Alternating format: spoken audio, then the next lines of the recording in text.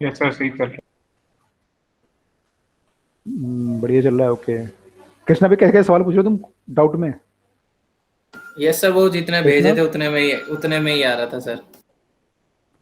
अरे तो लेकिन तुम डाउट वो पूछ रहे हो, बेसिक बेसिक चीजें डाउट पूछ रहे हो, डायरेक्ट डायरेक्ट वाले भी डाउट पूछ रहे हो। सर उसमें ऐसे आंसर डायरेक्ट गलत वाले क्यों दिए, पूछ रहे हो? मैं हो तो गए थे सर मेरे से, लेकिन उसमें फिर आंसर गलत था, इसका आंसर चेक गलत है? करवाना है। सर ये अच्छा, चेक कौन सी करवाना है किताब है वो? आपसे। Sir DC Pandey. कौन सी किताब है वो? डीसी पांडे है? उसमें गलत तो नहीं होंगे यार इतने सारे तो। चलो सर एक बार आप चेक कर चेक कर लीजिएगा ना, लूंगा। मैं आपको आंसर सीधा बता ही दूंगा।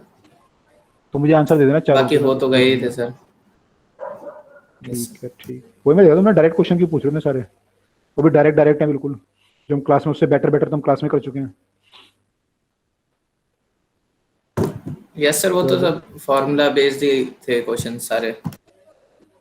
मैं वही तो देख रहा था, मैंने फॉर्मूला बेस्ड है और फिर तब भी तुम पूछ रहे हो ऐसा कैसे हो गया। चलो, तो भाई लास्ट क्लास में हम लोगों ने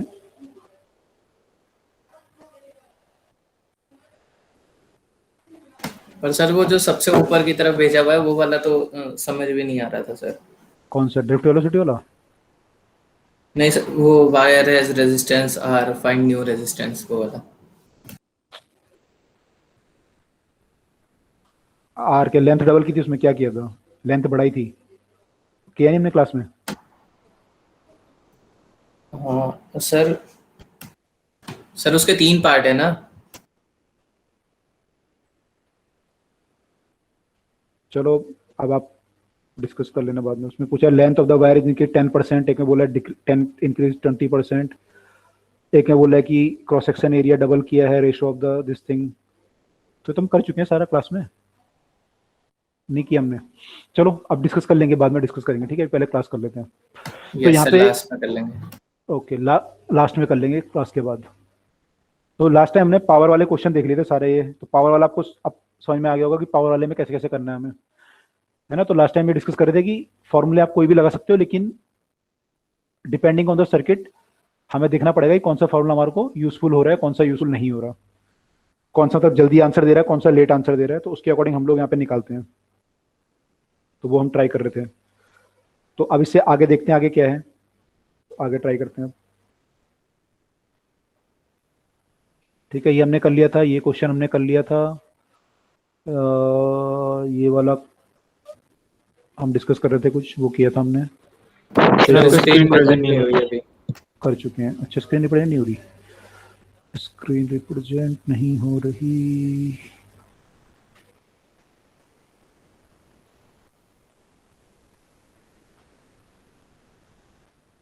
अब हो रही है? Yes sir. ओके, तो मैं कह रहा था कि हमने ये कर लिए थे क्वेश्चन, ये सब कर लिया था, ये डिस्कस कर लिया था। तो अब जो है आगे देखते हैं आगे।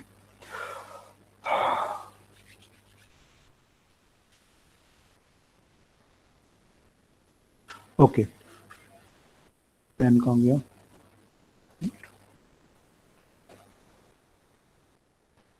तो यहाँ तक सबको समझ में आया? कोई डाउट तो नहीं है किसी को अभी तक? No sir. कोई डाउट नहीं है, ठीक है। तो आगे करते हैं अब। टेस्ट टेस्ट वगैरह में हो गए थे क्वेश्चन सबके? कोई डाउट होगा तो पूछ लेना क्लास के बाद। यस सर, एक दो मैंने डाउट आपको अच्छा, क्लास के बाद डिस्कस कर लेते हैं अभी, ठीक है? है। ओके। Yes sir. क्लास के बाद डिस्कस कर लेते हैं, ठीक है। अब हमें बैटरी के बारे में पढ़ना है बेसिकली। तो बैटरी में मतलब पहले सेल के बारे में पढ़ते हैं। सेल्स क्या होते हैं? दो तरह के सेल्स होते हैं हमारे। ये बैटरी दो तरह की होती है हमारी, एक प्राइमरी होती है और एक सेकेंडरी होती है। मतलब एक को आप रिचार्ज कर सकते हो और एक को आप रिचार्ज नहीं कर सकते।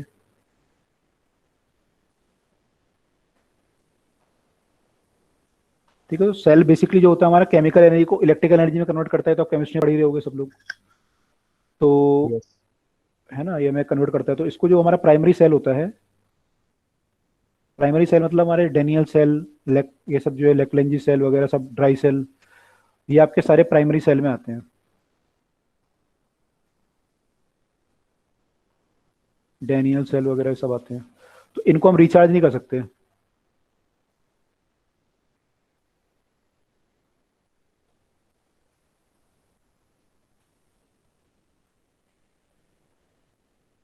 तो ये एक बार यूज हो गए तो हो गए। सेकेंडरी वाले जो होते हैं, जैसे हमारी लेड स्टोरेज बैटरी होती हैं, वो सब होते हैं, तो ये हम इनको रिचार्ज कर सकते हैं। तो ये हमारे सेकेंडरी सेल होते हैं।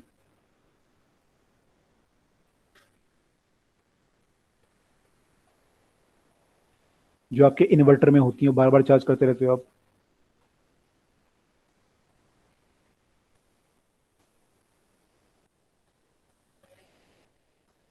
तो इसमें प्रोसेस जो होती है रिवर्सिबल होती है, लेकिन 100% रिवर्स नहीं होती। मतलब आपके जो, आपने केमिस्ट्री केमिस्ट्री में पढ़ लिया सब, इलेक्ट्रोलाइटिक सेल वगैरह पढ़ ली होंगे ना आपने। Yes, sir. Yes sir. तो इसमें जैसे ये होता है कि आपके अगर सॉल्यूशन में एनाइन चले गए, एनाइन के 10 वगैरह, फिर मान लो दोबारा डिपॉजिट हुए, तो 100% एफिशिएंसी नहीं आ पाती। तो कुछ ना कुछ आपके सॉल्यूशन में रह ही जाते हैं वो एनाइन के 10 वगैरह। तो बार बार जब चार्जिंग डिस्चार्जिंग होती है, धीरे धीरे वो आपकी जो एनोड और कैथोड होते हैं वो खत्म हो जाते हैं। तो इसको रिचार्ज तो कर सकते हो, लेकिन 100% एफिशिएंसी नहीं आती। इसलिए बैटरी की लाइफ होती है कोई कि 5 साल बाद या कितने साल बाद या इतने घंटे के बाद वो खत्म हो जाएगी। और मान लो 10,000 घंटे के यूज करने के बाद खत्म हो जाएगी। तो इसको रिचार्ज कर सकते हैं, लेकिन इसका मतलब ये नहीं कि आप लाइफ टाइम यूज कर सकते हो, कुछ टाइम बाद ये खत्म हो जाती है। तो ये सेकेंडरी सेल होते हैं हमारे। तो ये इनमें डिफरेंस है। अब यहाँ पे एक है कि ईएमएफ और पोटेंशियल डिफरेंस, इनमें क्या फर्क है ना। सेल का जो ईएमएफ होता है वो क्या होता है, तो ईएमएफ जो है सेल का इलेक्ट्रोमोटिव फोर्स बोलते हैं।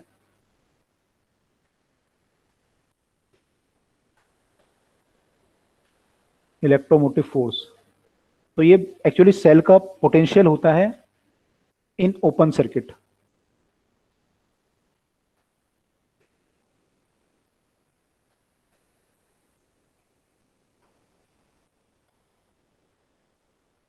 In open condition. Open condition का मतलब कि कोई करंट फ्लो नहीं हो रहा।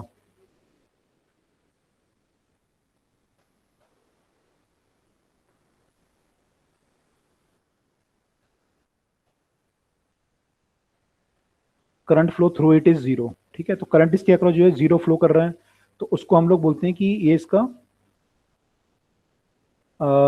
ईएमएफ है।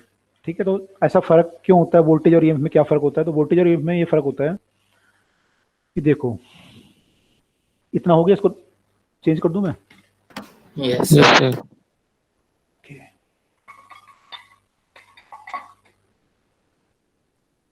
देखो जो सेल होता है, कोई भी सेल का अपना इंटरनल रेजिस्टेंस होता है बिकॉज ऑफ वेरियस रीजंस। तो इसका एक इंटरनल रेजिस्टेंस भी होता है जिसको हम स्मॉल आर से यूजुअली नोट करते हैं, और ये इसका ईएमएफ है। अब मान लो यहाँ पे करंट फ्लो कर रहा है, तो ये करंट ऐसे फ्लो करेगा, जब इस सर्किट को करंट देगा कहीं बाहर, तो ऐसे फ्लो करेगा करंट। अब ये सेल पूरा यहाँ तक सेल है, ये मैंने इस आर को अलग बनाया, लेकिन ये सेल के अंदर ही होगा। तो जब करंट यहाँ पे फ्लो करेगा तो क्या होगा, पोटेंशियल ड्रॉप होगा, यहाँ पे आई आर का ड्रॉप होगा। तो एक्चुअली जो यहाँ पे अगर मैं पोटेंशियल निकालूं सेल के दोनों टर्मिनल के बीच में, तो कितना आएगा, ई माइनस आई आर आएगा पोटेंशियल ड्रॉप, Yes. है ना, आई आर आएगा। तो अगर मान लो आई बढ़ता जाएगा तो पोटेंशियल ड्रॉप क्या होगा, घटता जाएगा सेल के दोनों टर्मिनल के बीच में, घटता जाएगा। तो अगर मैं ग्राफ बनाऊं इसमें आई वर्सेस मान लो वी का, या वी वर्सेस आई का, तो कैसा ग्राफ बनेगा, नेगेटिव स्लोप बनेगा इसका, है ना। तो नेगेटिव स्लोप होगा, V equal to I R का अगर ग्राफ बनाऊंगा तो कैसे बनेगा, ऐसा कुछ बनेगा, बताओ। ऐसा कुछ बनना चाहिए। Yes, sir. ओके, तो इसका ग्राफ कुछ ऐसा कुछ बनना चाहिए। इसका स्लोप कितना आएगा, Minus R. माइनस आ आएगा।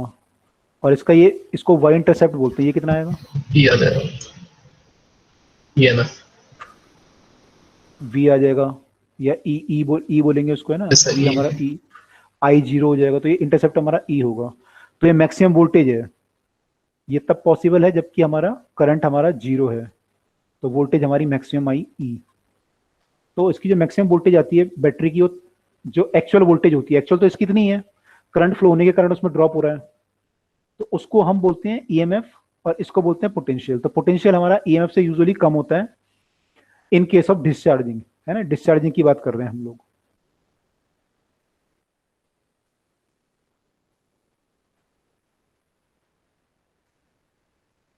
अगर मैं चार्जिंग की बात करूं तो उल्टा हो जाएगा। चार्जिंग में क्या होता है कि बाहर से आप कोई सोर्स लगा के इसको करंट देते हो बैटरी को।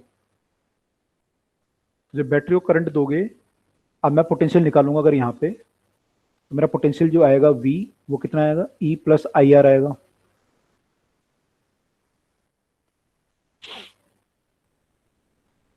ठीक है, E प्लस आई आर आएगा, तो पोटेंशियल हमारा E प्लस आई आर आएगा। तो इस केस में पोटेंशियल ज्यादा आ रहा है एज कम्पेयर टू EMF के। तो यूजुअली ये केस तो कम ही होता है, यूजुअली हमारे सर्किट में ये वाला केस होता है डिस्चार्जिंग वाला। सर ये ई प्लस आई आर कैसे आया? ये ऐसे है, देखो कि ये बैट, जैसे मान लो मैंने यहाँ से चलना शुरू किया, ठीक है, या फिर मान लो यहाँ से चलना शुरू करता हूँ, यहाँ से आपको समझ में आ जाएगा। यहाँ से मैं चला, करंट इधर को आ रहा है, तो यहाँ का पोटेंशियल मान लो लेट अस से पोटेंशियल इज VA, ठीक है। अब मैं रेजिस्टेंस को क्रॉस कर रहा हूँ, तो इधर जो पोटेंशियल होगा वो कितना होगा, यहाँ का potential. Sir E minus. Minus या प्लस, करंट ऐसे आ रहा है, मैं करंट से अपोजिट आ रहा हूँ, तो पोटेंशियल प्लस प्लस हो जाएगा सर। इसका ज्यादा होना चाहिए ना पोटेंशियल, तो इसका VA plus I yes R sir, होगा। Plus. Yes sir. VA plus I R. फिर मैं यहाँ पे आऊंगा तो बैटरी मैंने क्रॉस करी, बैटरी का वोल्टेज V है मान लो, तो यहाँ का पोटेंशियल कितना हो जाएगा, VA प्लस V हो जाएगा प्लस आई आर। तो यहाँ का जो पोटेंशियल है फाइनली VB का, वो पोटेंशियल इतना होगा, VA plus V plus I are. तो अगर मैं VB माइनस VA निकालूं तो कितना आएगा, V प्लस आई आर आएगा ना। Yes sir. Yes sir. तो मैं उसको V प्लस आई आर लिख सकता हूँ।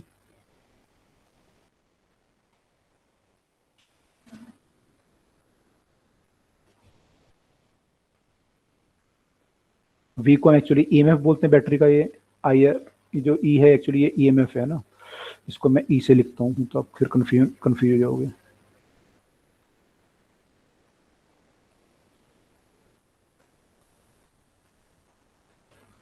तो ये E प्लस आई आर आ जाएगा हमारा, तो इसलिए मैंने यहाँ पे E प्लस आई आर लिखा है इन केस ऑफ चार्जिंग। ठीक है, तो चार्जिंग का केस हो गया, डिस्चार्जिंग का केस हो गया।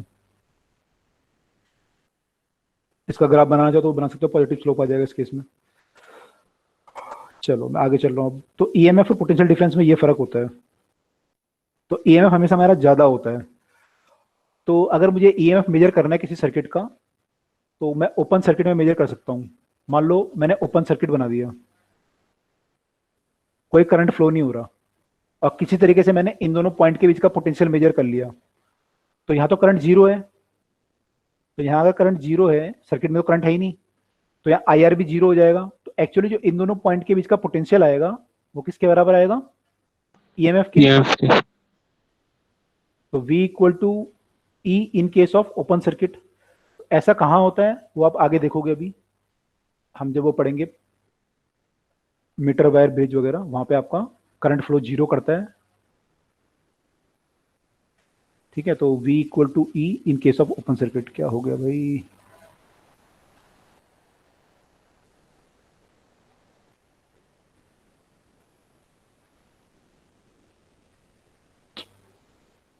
कौन सा बटन दब गया, इरेजर खुल गया पेन की जगह पे।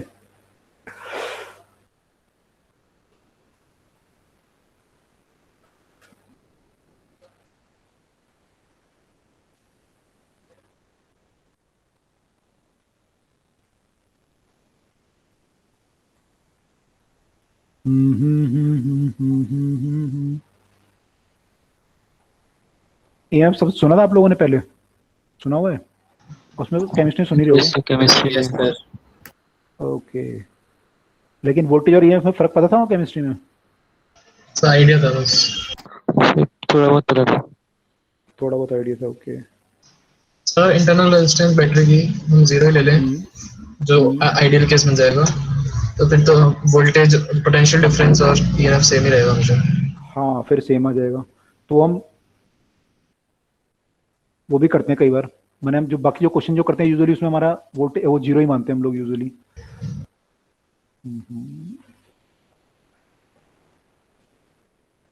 रुको यार इसको बंद करके दोबारा चालू करते हैं।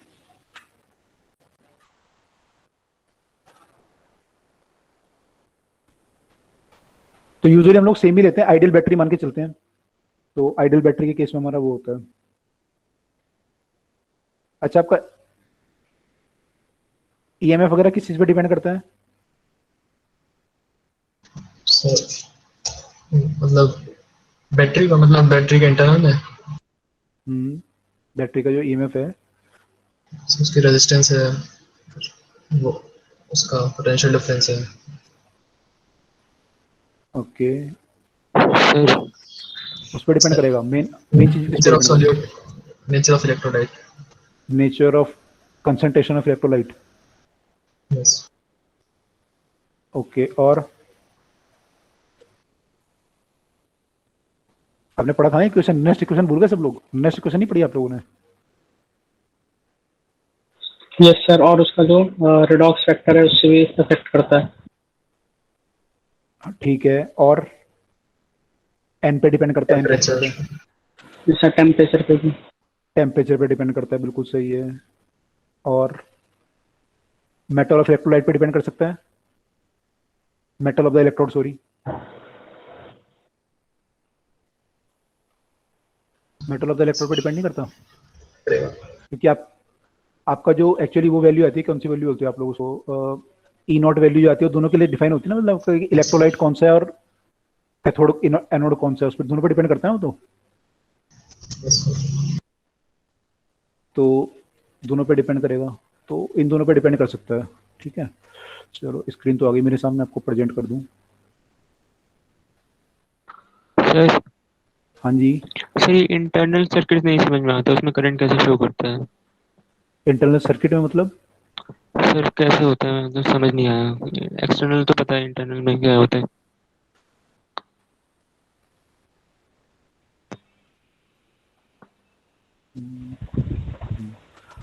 सर लास्ट स्लाइड दिखा दीजिए। एक मिनट। हाँ, क्या बोलो इंटरनल सर्किट है मतलब कैसे? इंटरनल सर्किट बैटरी के अंदर ये सर इसमें होता क्या है, मतलब कैसे करंट फ्लो करता है? कैसा, डायरेक्शन कैसे होती है या इसका मैकेनिज्म क्या है करंट फ्लो होने का? हाँ सर, उसमें एक्सटर्नल करंट जैसा फ्लो हो रहा होता है, उसके अपोजिट फ्लो करता है इंटरनल करंट, तो वो कैसे होता है? डायरेक्शन सर करंट का। नहीं, अपोजिट कहाँ होता है? सेम ही तो होता है।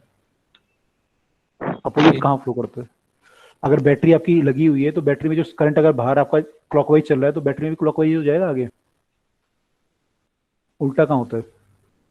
अगर ऐसे आपकी बैटरी लगी हुई है मान लो और करंट आपका ऐसे जा रहा है, इसमें भी पॉजिटिव से नेगेटिव होता है अंदर भी। मैंने यहाँ पॉजिटिव से नेगेटिव तो यहाँ पे मैंने आपका जो फ्लो होता है सर्कल में होता है ना पूरा, तो यहाँ अगर आपको बाहर से पॉजिटिव से नेगेटिव दिख रहा है तो अंदर नेगेटिव से पॉजिटिव दिखेगा, लेकिन हो तो क्लॉकवाइज ही रहेगा ना फ्लो। Yes sir. तो कंटिन्यूस तो हो गई ना। आपके इलेक्ट्रॉन मान लो यहाँ से बाहर निकल रहे हैं, तो इलेक्ट्रॉन यहाँ से बाहर निकलेंगे, फिर यहाँ से अंदर आके फिर वापस आएंगे ना आपके इस वाली प्लेट पे, तो आएंगे। यस सर, समझ गया सर। आपका सॉल्ट ब्रिज वगैरह का काम क्या होता है? ये तो काम होता है सर्किट को कंप्लीट करके वो इधर ले आता है, यस सर। है ना? तो ऐसा होता है। पीछे वाली स्लाइड देख रहे थे, हो गया? ये सर इसमें ये समझा देना दोबारा, चार्जिंग डिस्चार्जिंग। क्या समझाना है? चार्जिंग और डिस्चार्जिंग? ये सर। डिस्चार्जिंग मतलब बैटरी करंट दे रही है बाहर के सर्किट को, ये सर। तो करंट ऐसे फ्लो करेगा, इसकी पॉजिटिव टर्मिनल से बाहर निकलेगा, तो बैटरी डिस्चार्ज होगी, इसकी एनर्जी कम होगी, तो एनर्जी घटेगी इसकी धीरे धीरे। तो उसमें अगर आप वोल्टेज निकालोगे इसके दो पॉइंट के बीच में, तो अगर मैं यहाँ पे क्या होगा, पोटेंशियल का ड्रॉप होगा, आपका IR का ड्रॉप होगा। सर ये आर बैटरी का वो इंटरनल रेजिस्टेंस है। बैटरी का इंटरनल। हाँ, बैटरी के अंदर ही है, मतलब उसके इलेक्ट्रोलाइट के कारण ये रेजिस्टेंस है। ओके। जो भी इसके अंदर इलेक्ट्रोलाइट है, इम्प्योरिटी है, जो भी है। सर ये आता कैसे है, मतलब इंटरनल रेजिस्टेंस तो भाई बैटरी में कोई ना कोई तो वो होगा ना, मैंने उसके जो कैथोड और एनोड वगैरह, कैथोड और जो इलेक्ट्रोलाइट होगा उनके बीच में कोई वो तो होगा ही ना, मतलब कि एग्जैक्ट तो होता नहीं फिटिंग की, बिल्कुल सारे के सारा कंडक्टर की तरह बिहेव करेगा। इलेक्ट्रोलाइट का कुछ तो अपना वो होगा ना। Yes sir. रेसिस्टिविटी होगी, रो होगा उसका इलेक्ट्रोलाइट का अपना। Yes sir. तो उसके कारण आएगा। कंडक्टर थोड़ी सर अगर ये इंटरनल रेजिस्टेंस नहीं होती तब तो फिर क्या केस बनता? तब तो फिर E होता, V = E होता हर केस में।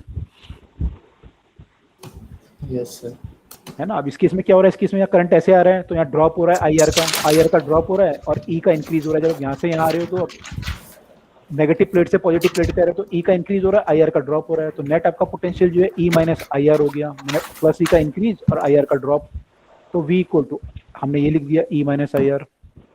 ठीक है, इस केस में EMF है ना, E M F S battery का पोटेंशियल। ओके। ठीक है, इस वाले केस में क्या किया मैंने, इस वाले केस में मेरा करंट ऐसे आ रहा था तो इस केस में यहाँ पे इंक्रीज हो रहा है। एक्चुअली जब मैं यहाँ से आऊंगा तो मेरा पोटेंशियल इंक्रीज होगा, तो मैंने आई आर का प्लस कर दिया माइनस करने की बजाय। तो आई आर भी प्लस होगा, ई भी प्लस होगा, तो दोनों ऐड हो जाएंगे। तो V equal to E plus I R हो जाएगा चार्जिंग के केस में। इस केस में क्या हो रहा है, बाहर से इसको चार्ज कर रहे हो।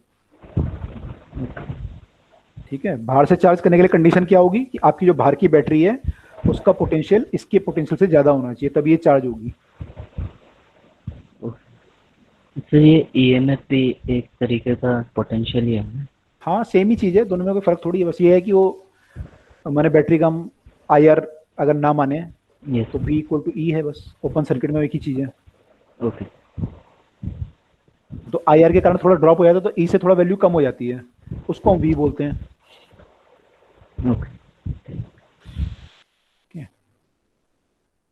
तो यहाँ पे V इक्वल टू ई हो जाएगा इन case of open circuit.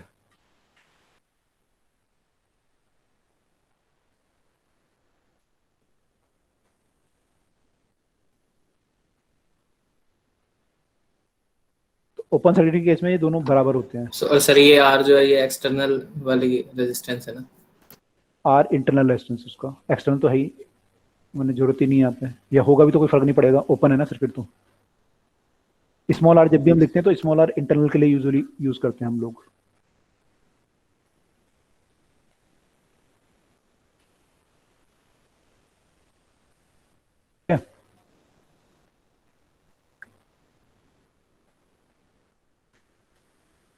Yes, sir. Okay, तो आई होप सबको पता चल गया इसमें क्या होगा। ठीक है,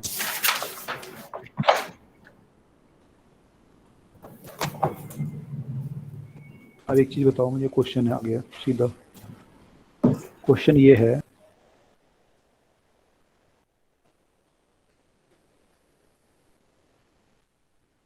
two cells having same EMF,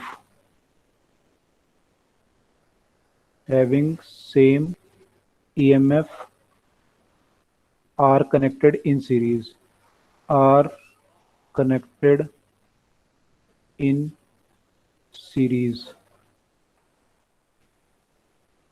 through an external resistance R,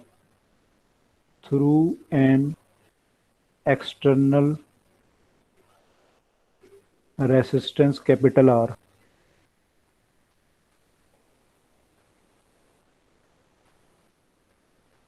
Cells have internal resistances R1 and R2. R1 is more than R2 respectively. R1 and R2 respectively. So when circuit is closed,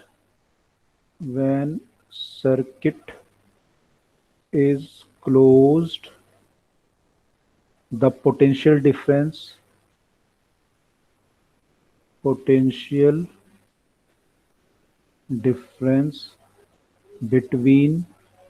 the across the first cell is zero. First cell is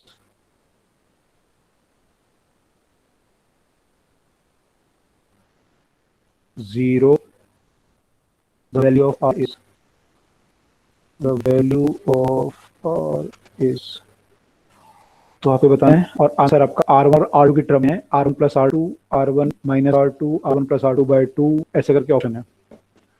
आप लोग निकाल लो, मैं 1 minute में पूछा हूँ, तब मैं पानी का बोतल लिया हूँ। क्वेश्चन क्लियर हुआ है, तो दिख रहा है स्क्रीन वगैरह?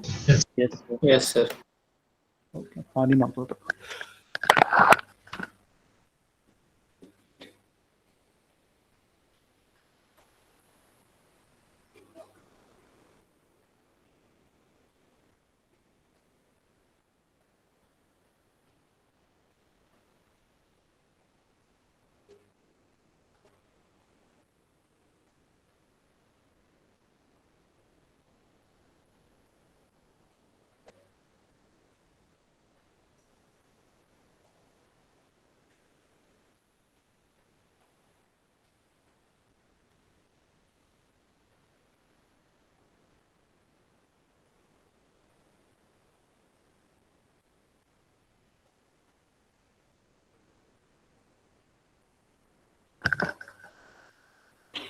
हाँ जी, आया किसी का?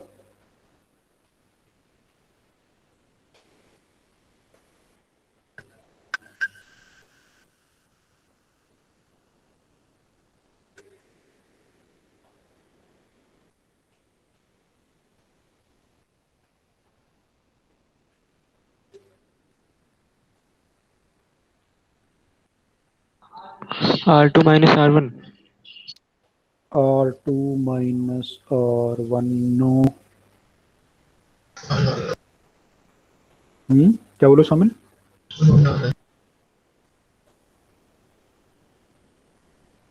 आवाज ब्रेक हो रही, क्या बोल रहे हो? सर आर दो और बैटरीज के बीच में। कौन सा R? Capital R? Yes sir. मतलब बाहर है, मतलब दोनों बैटरी लगा रखी होंगी, फिर उसके बाद सबसे बाहर आर होगा, उससे फर्क नहीं पड़ेगा, वैसे भी बीच में भी होगा तब भी फर्क नहीं पड़ेगा। ऐसा कुछ होगा ना ये।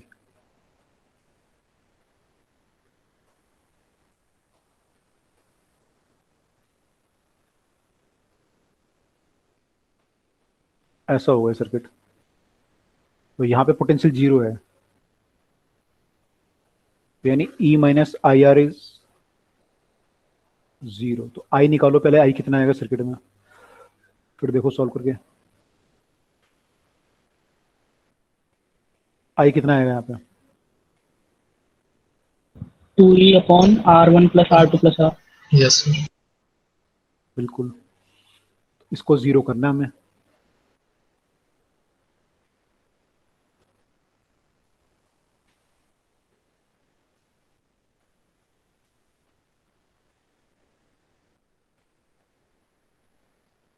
तो R1 - R2।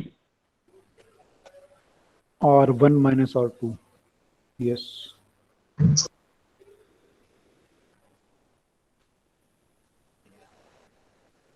ई तो हटा ही सकते हो वैसे। R1 plus R2 plus R minus 2E R1 equal to zero. E से ई कैंसिल हो गया, तो ये आ गया आपका R2 minus R1 plus R equal to zero. This implies that R equal to R1 minus R2.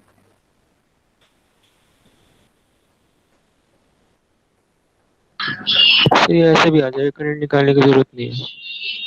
कैसे? तो पोटेंशियल डिफरेंस ले लेंगे जो E माइनस आई R1 ऐसे दो हो जाएगा। ठीक है, फिर मैं बताता हूँ। तो पोटेंशियल डिफरेंस हो जाएगा E माइनस आई R2 माइनस E प्लस आई R1। तो E से E कट जाएगा और V होता है आई भी कट जाएगा। तो फिर आ जाएगा R1 माइनस R2। एक मिनट, क्या बोल रहे हो, क्या करेंगे पहले? सर पोटेंशियल डिफरेंस निकाल लें हम। हाँ, सर पोटेंशियल डिफरेंस होता है E minus R E minus I are. I R, ठीक है। सर दोनों एंड का निकाल लेंगे, ए और बी अज्यूम करके ऐसे। तो अच्छा, डिफरेंस आ जाएगा। वो जीरो है। हाँ, तो क्या बोल रहे हो आप इसे? ई की जगह क्या रखूँ मैं, यहाँ पे क्या करूँ फिर?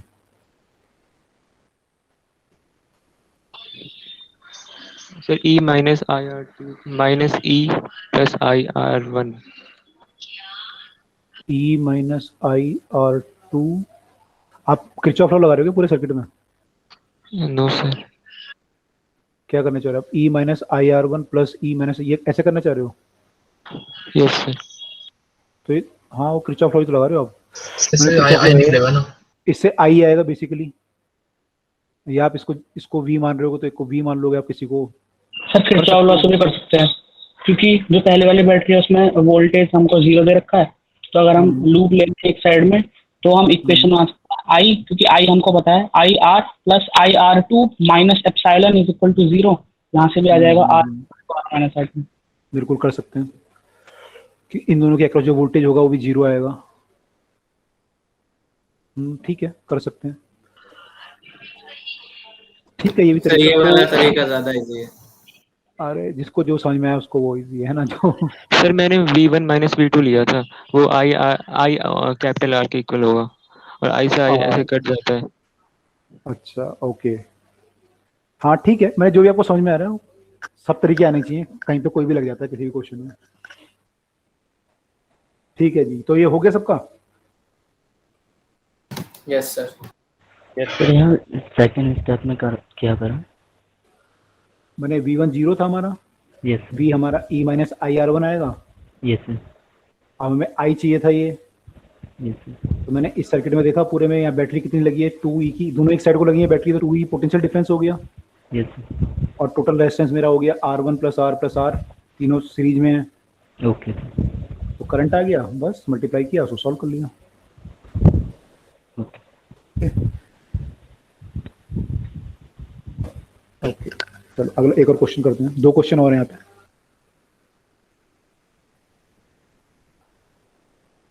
करें? Yes sir. क्वेश्चन है कि द इंटरनल रेसिस्टेंस, छोटा ही क्वेश्चन है, the internal resistance of 2.1 volt cell which gives 0.2 ampere through a 10 ohm resistance is.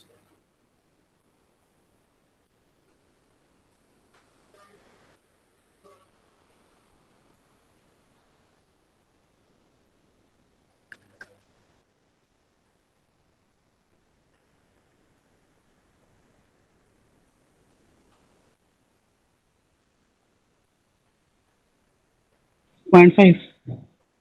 Correct. Yes, sir. छोटा ही है। यस सर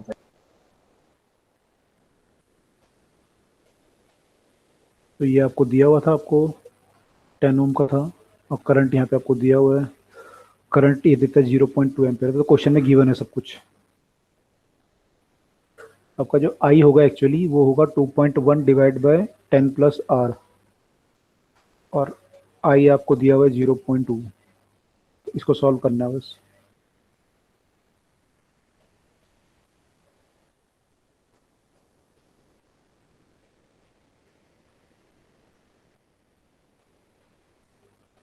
ठीक है, सबको क्लियर हो गया?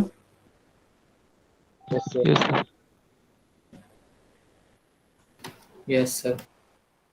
ओके अगला क्वेश्चन देखो क्या बोल रहा है ये, एक और क्वेश्चन है ये। अ बैटरी सर आंसर 0.5 है। 0.5 सॉल्व है सर, 0.5 आ जाएगा। हाँ यस सर 0.5 ही आ रहा। 10.5 आ जाएगा, 21/2 10.5, और आपका आ जाएगा 10.5 minus 10 equal to 0.5 ohm. Okay, a battery is charged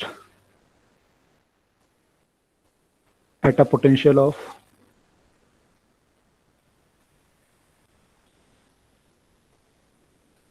15 volt for 8 hours when current flowing is 10 ampere, full stop. The battery discharge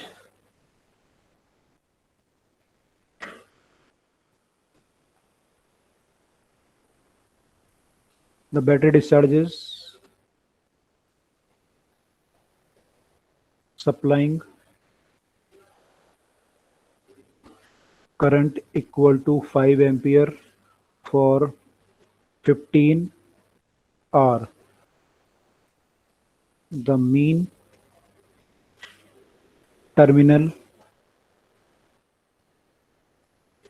voltage during discharge. Mean क्यों बोला इसने?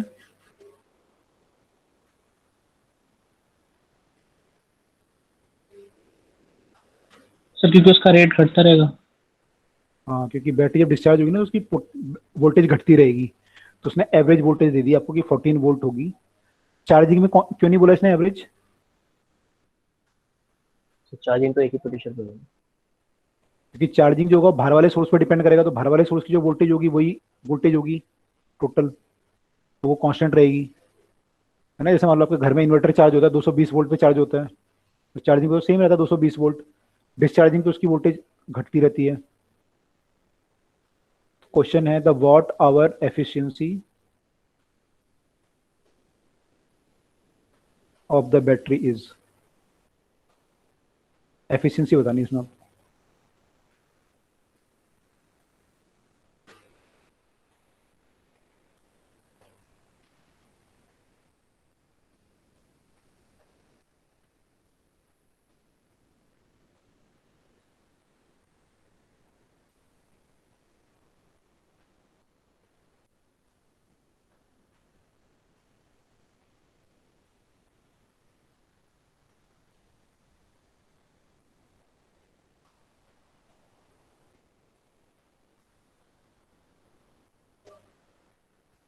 So 87.5.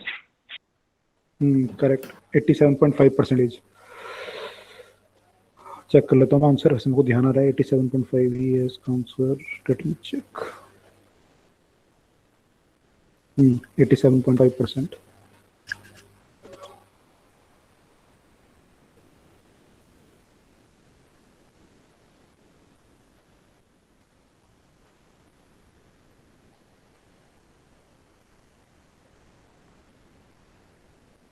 सर परसेंटेज भी बताना है। एफिशिएंसी है तो या तो पॉइंट में निकालोगे आप तो 0.87 आएगा फ्रैक्शन में, यस सर या फिर 0.87 परसेंट, है ना। 0.875 आएगा या फिर 87.5%, कुछ भी बोलो एक ही बात है।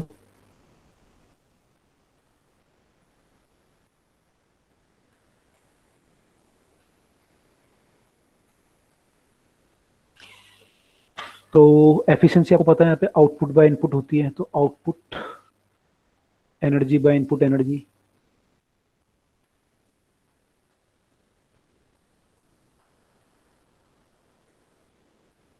सर 87.5 आ रहा है ना? 87.5 आएगा बिल्कुल।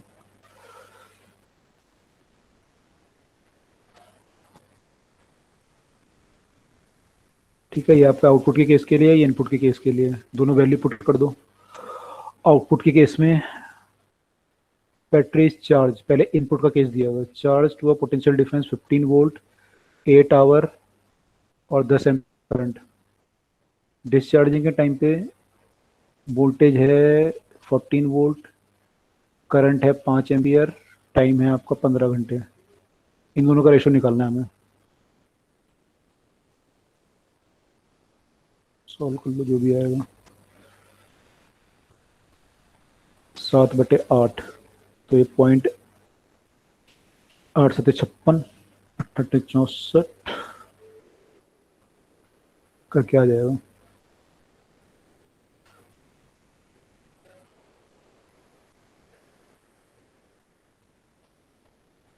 ठीक है, तो एक ही बात है, 0.87 बोलो चाहे ये बोलो, परसेंट मतलब पर 100। सबको समझ में आ गया? कोई डाउट तो नहीं किसी को? No sir. No sir. Okay okay, ठीक है। नेक्स्ट है हमारा grouping of cell. Grouping of cell मतलब सेलों को हम सीरीज में या पैरेलल में लगाएं। तो सीरीज वाला तो मैं आपको थोड़ा बहुत बता चुका हूँ अभी कि हम सीरीज में लगाएंगे तो क्या होगा। तो सीरीज और पैरेलल दोनों की बात करते हैं। तो पहले सीरीज की बात करते हैं।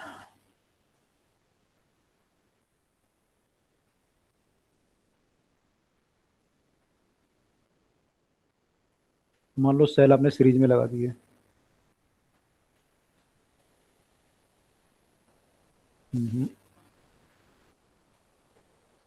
तो ये दोनों सेम डायरेक्शन में लगाए मैंने। तो ये R1 है, मान लो ये R2 है, ये E1 है इसका पोटेंशियल, EMF सॉरी, ये E2 है। तो बाहर वाले सर्किट के लिए ये इक्विवेलेंट बैटरी बन सकती है जिसका EMF कितना होगा, E1 प्लस E2,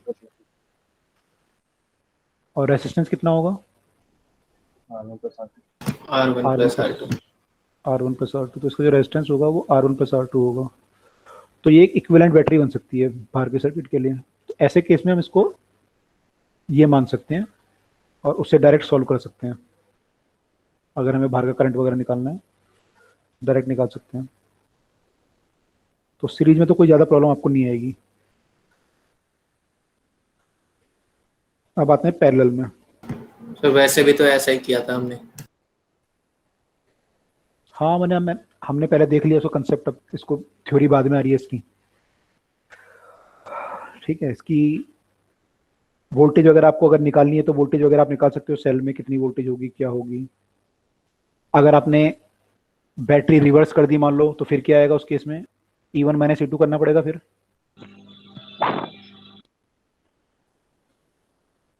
इस केस में हमारा अगर मान लो ये ऐसे है, मैंने सेम बना दिया, अगर मैं इसको रिवर्स कर दूं,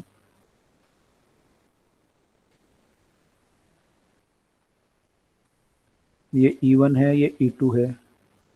इस केस में जो इक्विवेलेंट सर्किट बनेगा आपका, उसकी जो EMF होगा वो E1 माइनस E2 होगा। और रेजिस्टेंस कितना होगा, R1 plus R2। R1 minus resistance same होगा। इस सीरीज में रेजिस्टेंस हमारा R1 प्लस R2 ही आएगा। EMF इसका E1 माइनस E2 हो जाएगा।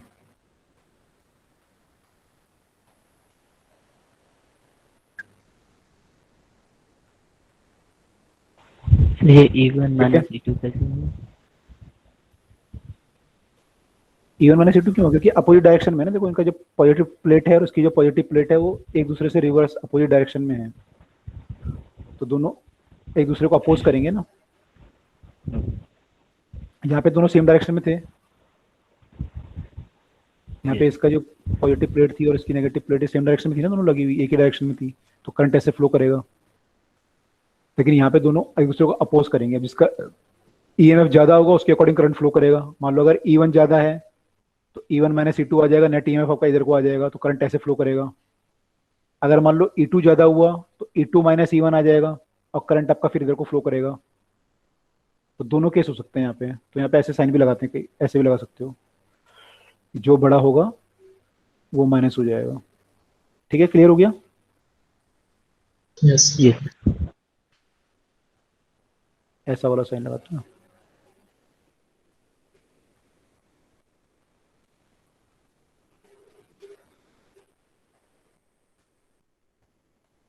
चलो आगे चलते हैं। Sir 1 minute. सर ये किस चीज का साइन बनाया है आपने?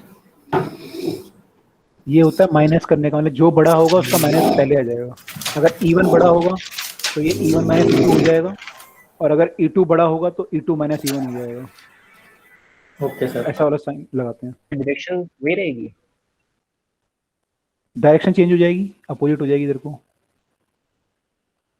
है तो ना, फिर डायरेक्शन सर भी चेंज हो अभी यहाँ पे माइनस ही लगाना चाहिए क्योंकि हमने इस तरफ नेगेटिव ले रखा है। अच्छा हाँ ठीक है यार, वो तो देख लेना भाई, इतना भी अब जान मत लो उसकी और कर लेना हो तो ठीक है। हाँ सही बोल रहे हो आप, ऐसे ही होगा।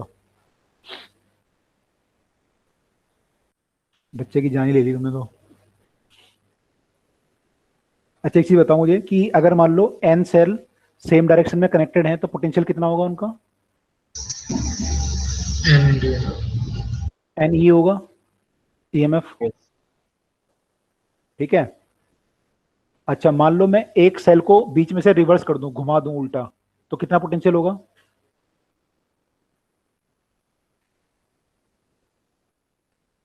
एक सेल को घुमा दूं तो कितना होगा, N E माइनस E। नहीं, दोबारा सोचो।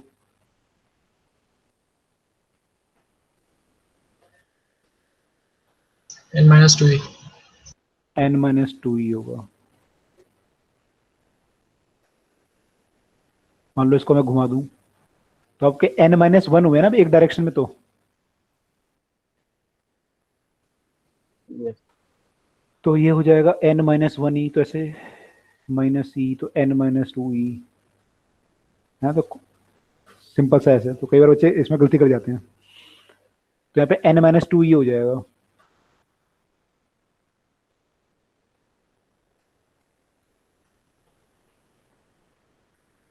तो ध्यान रखना है करंट वरेंट आपका उसके अकॉर्डिंगली आएगा, ठीक है। यस सर जितने अपोजिट होंगे उतनी बार मतलब माइनस हो जाएगा ना। डबल हो जाएगा ना उसका, मान लो आपने दो अपोजिट कर लिए तो फिर क्या हो जाएगा, n-4 हो जाएगा।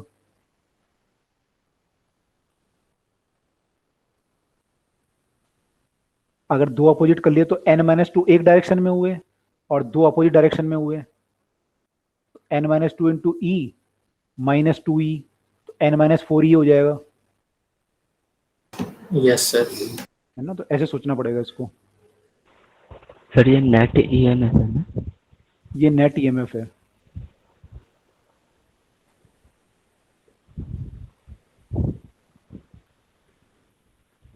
सर अगर ये एंड वाले भी अपोजिट डायरेक्शन में होते तो ये n-4e हो जाता।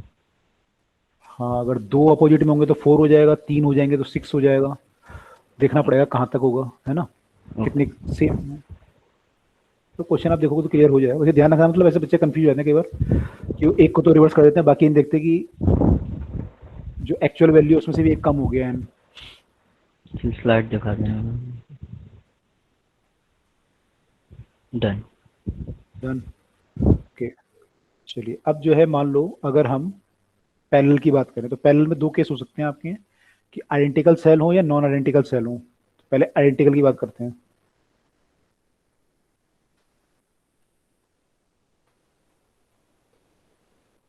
तो मान लो आइडेंटिकल सेल हमने लगा दिए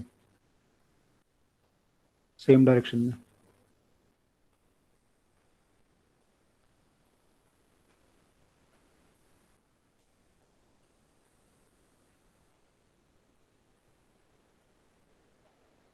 माने ये आर और आर है, ये ई और ई है।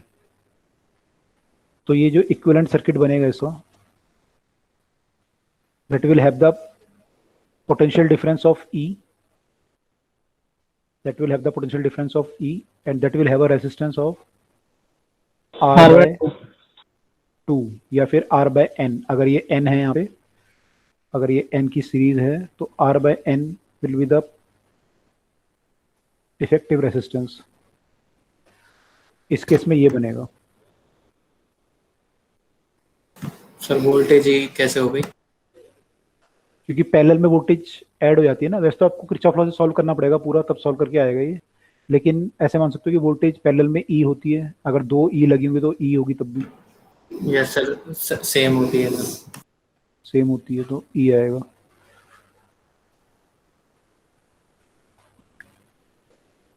तो सारे रेजिस्टर सेम होंगे तभी सेम होगा ना। हाँ, अगर सारे रेजिस्टर सेम होंगे तभी होगा। अगर सेम नहीं होंगे तो अभी देखते हैं कि नॉन आइडेंटिकल वाला केस। पोटेंशियल ड्रॉप अलग होगा। हाँ, वो नॉन आइडेंटिकल वाला केस हो जाएगा ना, तभी देखते हैं उसका क्या फॉर्मूला बनेगा। तो इस केस में ये फॉर्मूला है, तो अगर आप करंट वगैरह निकालना चाहो तो उससे निकाल सकते हो। आई आपका जो है E divide by external R plus R by N. अगर आप मान लो भारत, मैंने आर लगा दिया यहाँ पे, तो आई आपका आ जाएगा E divide by R plus R by N. ऐसे करके हम करंट भी निकाल सकते हैं अगर रिक्वायरमेंट होगी तो। उल्टा लगा दिया मैंने, ऐसे आएगा।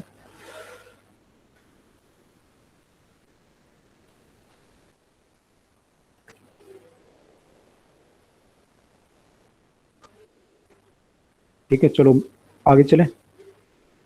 Yes sir. ओके,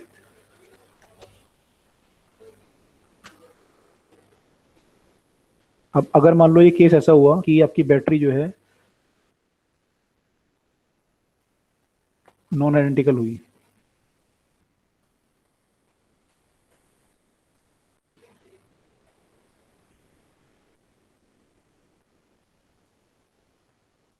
और इनको लगा दिया गया, तो इनको जब आप सॉल्व करोगे पूरा फाइनली, तो आपका जो निकल के आएगा ईएमएफ वगैरह, आपका जो इसका ईएमएफ आएगा that will be equal to, मैं आपको जनरल फॉर्मूला बता देता हूँ कि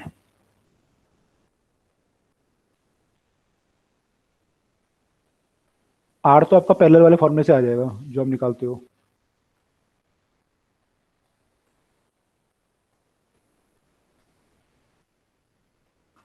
ईएमएफ यहाँ पे लिख सकते हो आप जनरल फॉर्मूला उसका होता है E1/R1 plus E2/R2 divided by 1/R1 plus 1/R2। और सर ऐसा ही n टाइम्स अगर हमने कनेक्ट किया हो r n तक तो हाँ, उस पर अगर n टाइम्स होगा तो ये n टाइम ऐड हो जाएगा, अभी वही बताता हूँ मैं आपको। और अगर अपोजिट होगा तो क्या करना है अभी देखो।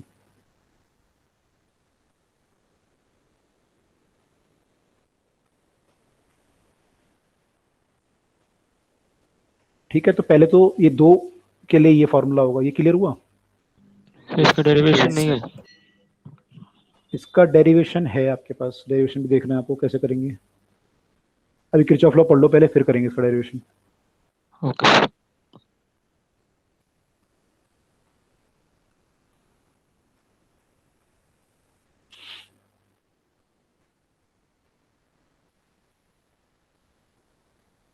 ठीक है, तो इसमें जो है ये हमारा फॉर्मूला है ईएमएफ का। अब इसमें मान लो यहाँ पे एक बैटरी ना हो, 3-4 बैटरियां हो लगी हुई इसी सीरीज में, तो आप डायरेक्ट फॉर्मूला लगाओगे तो E1 की जगह हम लिख सकते हैं E1 plus E2 plus E3 plus E4, मान लो 4 ईएमएफ आ गई। ऐसे रेजिस्टेंस आपका आ गया मान लो, तो R1 plus R2 plus R3। तो इस वाली ब्रांच का जो भी नेट ईएमएफ होगा और नेट रेजिस्टेंस होगा वो हमने यहाँ पे लिखा, नेट ईएमएफ नेट रेजिस्टेंस।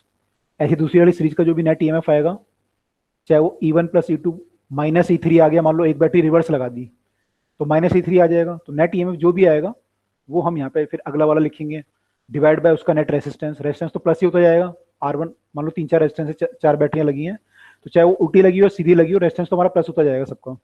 तो यहाँ पे नेट रेजिस्टेंस ले लेंगे ऐड करके, और यहाँ पे नेट ईएमएफ ले लेंगे साइन के साथ ऐड करके। ऐसे करके सारी सीरीज के जो भी इनकी अलग अलग ब्रांचेज हैं सबका ईएमएफ और सबका रेजिस्टेंस डिवाइड करना है, divide by 1/R1 plus 1/R2 plus 1/R3 ऐसे करना है। ठीक है, ये बात क्लियर हुई? Yes, sir. Yes sir. Okay, अगर मान लो 4-5 सीरीज है तब भी ऐसे ही करना और है। सर वो R1 R2 R3 वो क्या होगा नेट? नेट रेजिस्टेंस तो फिर वही आ जाएगा 1/R equal to 1/R1 plus 1/R2, मैंने जो भी आर नेट आएगा पहली ब्रांच का, दूसरी ब्रांच का, तीसरी ब्रांच का, यस सर वही लेना है ना। सबको ऐड करना है। हाँ बिल्कुल, तो वो आर आ जाएगा आपको। अगर मान लो केस हमारा ऐसा हो जाए कि कोई ईएमएफ ऐसे है और कोई ईएमएफ उल्टा है, ऐसे लगा हुआ है, रिवर्स लगा हुआ है, रिवर्स वाले को नेगेटिव ले लेंगे। इस केस में हम कहाँ पे माइनस लेंगे? यहाँ पे हम माइनस ले लेंगे।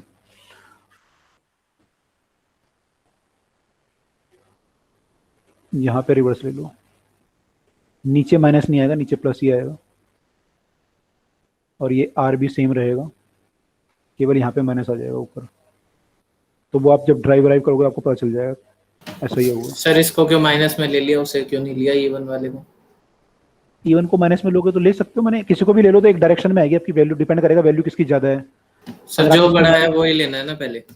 हाँ, जो बड़ा जिसका E1/R1 अगर ज्यादा आया मान लो, तो आपका नेट ईएमएफ इधर को आ जाएगा, और मान लो E2/R2 बड़ा आ गया तो नेट ईएमएफ इधर को आ जाएगा। तो जो भी ज्यादा होगा देख लो कौन सा ज्यादा है। सर जो आपने पैरेलल वाले में बताया था, एक और बता दो उसका। पैरेलल वाले में जो बताया था, सर पैरेलल में अगर हमारे पास बहुत सारे ईएमओ हैं बैटरी से तो हाँ तो ये पैरेलल वाला किसी तो है ये, सर एन बैटरी से तो n बैटरी है तो इसको ऐड करते जाओ। ऐसे अगली वाली बैटरी का ले लो ईएमएफ जो भी है, E3/R3 कर लो, ओके। ऐसे कर लो, माइनस प्लस जो भी करना है, फिर ऐसे हो जाएगा। ठीक है, तो करते रहो आगे। और अगर एक सीरीज में कई सारी बैटरियां लगे, सीरीज का पहले ऐड कर लो, सबको निकाल लो, एक सीरीज पहले कंप्लीट कर लो। तो इनफिनाइट नंबर ऑफ बैटरी के लिए क्या करेंगे पैरेलल में इस वाले केस में?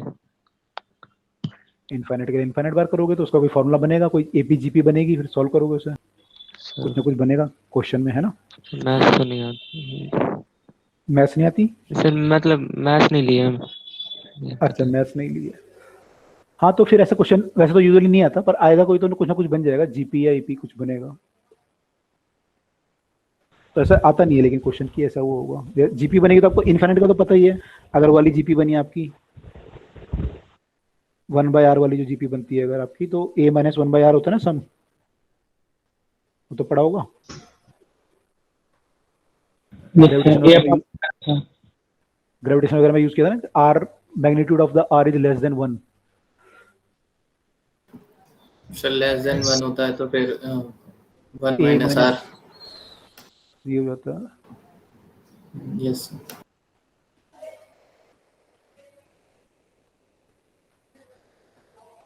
इसके बराबर होता है, provided R is less than 1। Sir, अगर ग्रेटर देन 1 होगा तो फिर r माइनस 1 हो जाएगा, बस इतना ही तो पता नहीं नहीं नहीं नहीं नहीं नहीं सर, greater than है। infinite तो हो सर जाएगा, पूरा not फॉर्मूला defined, लगा के कर infinite लेंगे ना सर, हमने तो फॉर्मूला भी पढ़ा है सर। फॉर्मूला पड़ा हुआ है। हाँ तो उसको कर लेना, ए ये वाला बोल रहे हो आप। सर अगर ग्रेटर देन 1 हो जाएगा तो यस सर, ये अगर वाला। ये तो वो इन्फिनिटी पे एक्सप्लोड होगी। सर अगर अगर ग्रेटर देन 1 हो गया तो वो जी पे आएगी, वो इन्फिनिटी पे एक्सप्लोड कर जाएगी। हाँ वो एक्चुअली कन्वर्जिंग नहीं होगी ना, आपकी डाइवर्जिंग हो जाएगी जी, तो उसका फिर सम इनफाइनाइट चला जाएगा। वो ये टर्म बढ़ती जाएंगी ना, आपकी टर्म बढ़ती जाएंगी तो इनफाइनाइट हो जाएगा फिर तो सम। सर वो नीचे जो फॉर्मूला लिखा है उससे तो आ ही जाएगा। इनफाइनाइट आएगा उससे भी।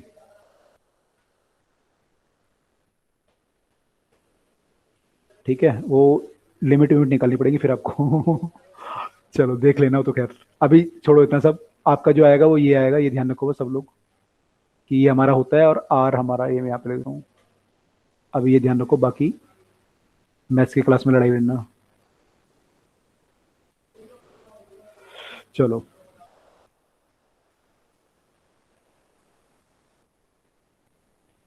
ओके, अब मैं मेरा तो काम हो गया, मैंने आपको बता दिया क्या क्या होगा। मैं क्वेश्चन पूछ रहा हूँ सीधा। सर मैंने आपको सीरीज पहले बता दिया सब कुछ। हाँ जी, लास्ट लेटर सर, इसमें नीचे डिनोमिनेटर में 1/r1 + 1/r2 ये अगर पैरेलल में हो या सीरीज में हो, रेजिस्टेंस जैसे भी हो, हमें ऐसे ही प्लस करना है। नहीं सीरीज में तो हमें सिंपल है ना, सीरीज में तो हमने R1 + R2 + R3 किया था ना, सीरीज तो ये वाला केस था। सीरीज में तो कोई प्रॉब्लम ही नहीं है, NE कर लो बैटरी को और रेजिस्टेंस को R1 + R2 कर लो प्लस R3 कर लो, अगर 4-5 है। सीरीज में कोई इशू ही नहीं है ना। उस केस की बात कर रहा हूँ, उस केस में अगर सर, इस केस में अगर ये पैरेलल में नहीं हो सकते रेजिस्टेंस? नहीं पैरेलल में तो है रेजिस्टेंस, हमने पैरेलल में तो लिया है। तो ये हमने फॉर्मूला तभी तो लिखा 1/r1 + 1/r2 + 1/r3 लिखा है ना यहाँ पे। मैंने R1 + R2 थोड़ी लिखा है, मैंने 1/r1 + 1/r2 + 1/r3 लिखा है ना। सर तो इसमें पूरे सर्किट में जितने भी रेजिस्टेंस होंगे उनका ऐसे ही ऐड कर देंगे। हाँ मान लो अगर देखो ऐसा केस हो गया, सपोज मान लो ये होता है ऐसे E1, बाकी लोग भी समझ जाएंगे इससे। मान लो ऐसे होता मेरे पास E2 R2, एक और बैटरी होती है यहाँ पे E3 R3, E4 R4, E5 R5, ऐसा होता है मान लो ये सर्किट E6 R6। अब मुझे इक्विवेलेंट बनाना होता तो मैं क्या करता, मैं पहले इसको सॉल्व करता। इसका EMF कितना आता, E1 + E2, और रेजिस्टेंस कितना आता R1 + R2। फिर मैं नीचे वाली ब्रांच को सॉल्व करता। एक को मैं रिवर्स कर लेता हूँ, चलो इसको रिवर्स कर लेते हैं। तो कितना आता है इसका EMF, E3 + E5 - E4 है ना। रेजिस्टेंस हमारा आ जाएगा R2 + R3 + R4, 2 + R3 + R4 + R5। ये आ गया, ये आ गया। तीसरा वाला हमारा है E6 R6। पहले तो मैं ये करता, अब मैं इनको पैरेलल वाला फॉर्मूला लगाता। तो पैरेलल में क्या लिखता है, इन दोनों का नेट जो वोल्टेज होती है, मान लो ये V1 है, ये V2 है, ये V3 है, तो मैं लिखता V1 बाय इसका नेट रेजिस्टेंस, मान लो ये R1 है, ये R2 है, तो मैं लिखता V1 बाय R1 + V, है ना, R कैपिटल मान लेता हूँ। फिर मैं लिखता प्लस V2 बाय R2, मैंने नेट EMF लिखता है यहाँ पे, जो भी EMF है सारा EMF लिखता, डिवाइड बाय सारा रेजिस्टेंस लिखता है। ऐसे करके फिर सॉल्व करता तीनों को, और डिवाइड बाय सब यहाँ पे पूरा रेजिस्टेंस लिखता, R1 + R2 जो भी आया है, यहाँ पे मैं लिखता नेट रेजिस्टेंस इस वाले का R3 + R4 + R5, यहाँ पे मैं लिखता R6, ऐसे करके मेरा EMF आता फिर। ओके। तो 1 बाय 1 करता रहूँगा मैं।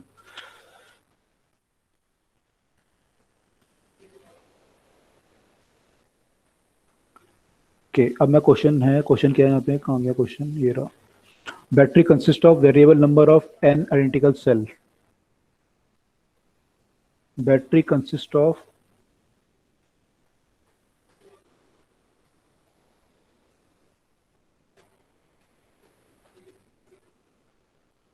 वेरिएबल नंबर, मतलब ये कुछ भी हो सकता है।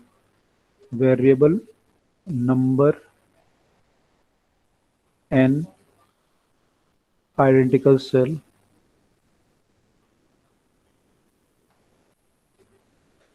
ब्रैकेट में लिखा है internal resistance R each. Sir वो तो आइडेंटिकल है, तो वहीं से पता चल गया था। हाँ, लेकिन R की वैल्यू दे रखी है ना, मैंने R है। Which are connected in series, which are connected in series.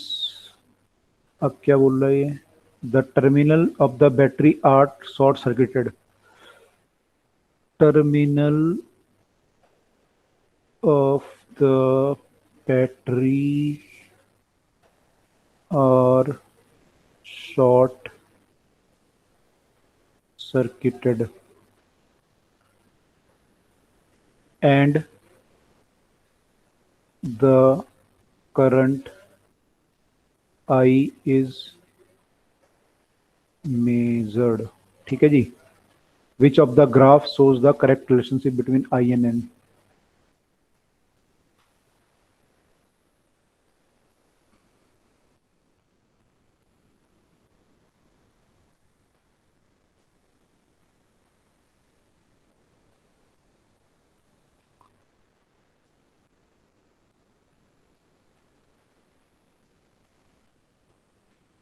तो भाई सब लोग बना के देख लो कैसा बनेगा, पहले फिर पूछता हूँ आपसे।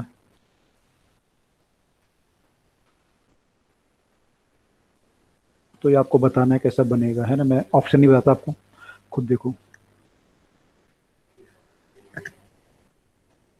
सर शॉर्ट सर्किट से क्या मतलब है?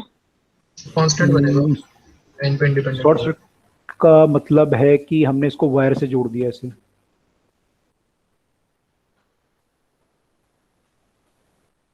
इसको वायर से जोड़ दिया, मतलब शॉर्ट सर्किट कर दिया। इससे ग्राफ कांस्टेंट ग्राफ आएगा। कांस्टेंट मतलब कैसा, ऐसा कि ऐसा? नहीं सर, आई केस में yes sir, horizontal. Horizontal, okay. बाकी लोग भी सोच लो कैसा बनेगा।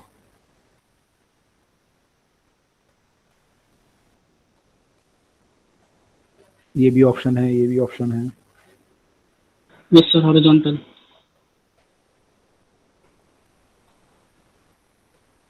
हॉरिजॉन्टल,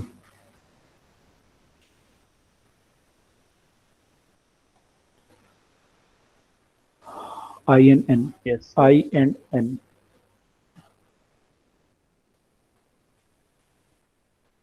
आई आपका क्या आएगा, N E divide by N R. I आपका कांस्टेंट आएगा, Yes. ऐसा ग्राफ बनेगा। ठीक है, yes sir. Yes sir. Okay. अच्छा, इसमें एक चीज और बताओ, ये सबका आ गया, इसमें कोई डाउट तो नहीं किसी को?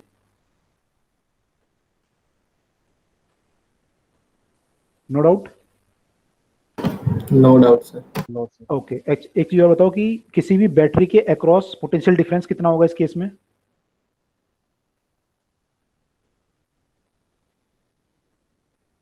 किसी भी बैटरी के अक्रॉस पोटेंशियल डिफरेंस कितना आ रहा है? सेम रहेगा। सेम रहेगा सेम, लेकिन कितना आ रहा है, वैल्यू कितनी आ रही है? सर, ई आएगी। नहीं, ई माइनस आई आर। कितनी आएगी ई माइनस आई आर की वैल्यू?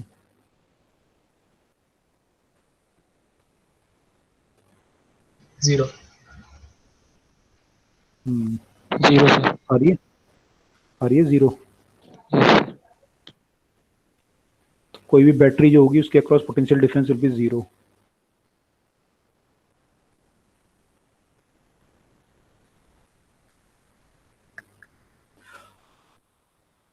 ठीक है, कैसे? सर ये कुछ नहीं। पोटेंशियल V इक्वल टू ये होगा ना, E माइनस आई आर रहेगा ना। आई आपका E बाई आर आया है, 0 ही तो आएगा। कैसे?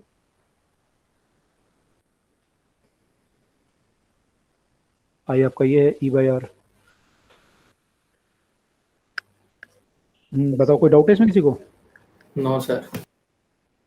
Okay,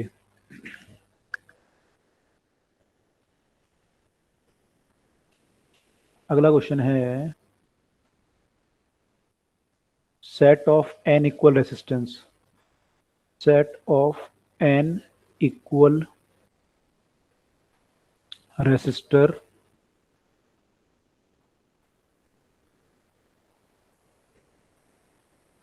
resistors of value capital R each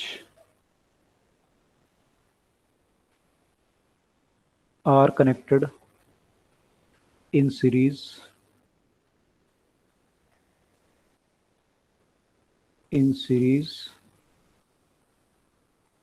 to a battery of EMF E.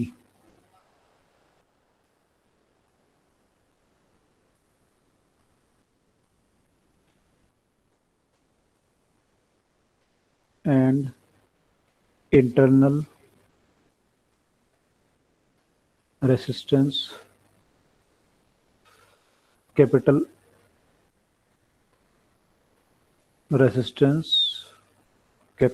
R, जिसका रेजिस्टेंस भी कैपिटल R दिया हुआ है। The current drawn is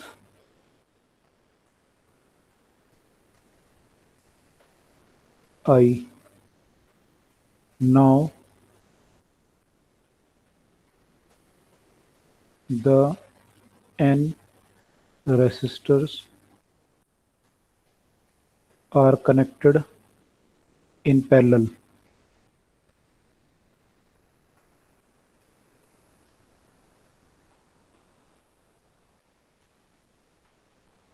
In parallel to the same battery.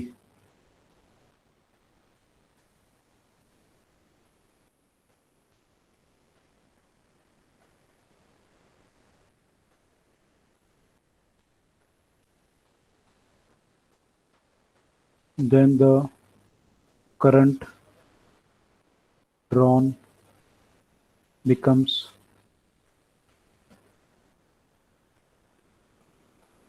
10I. Find value of n. 10। Correct है। 10 sir.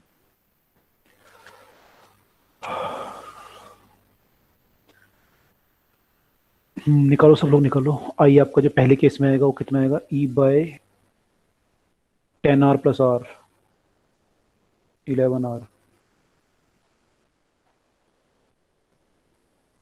और अगले case में निकालो फिर आई कितना आएगा। ठीक है, करो सब लोग सॉल्व।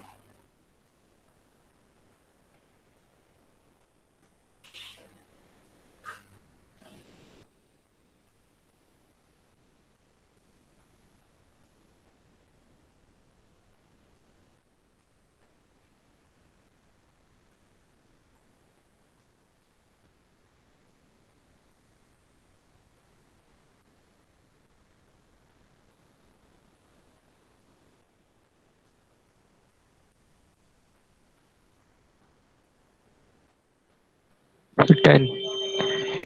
10, ओके।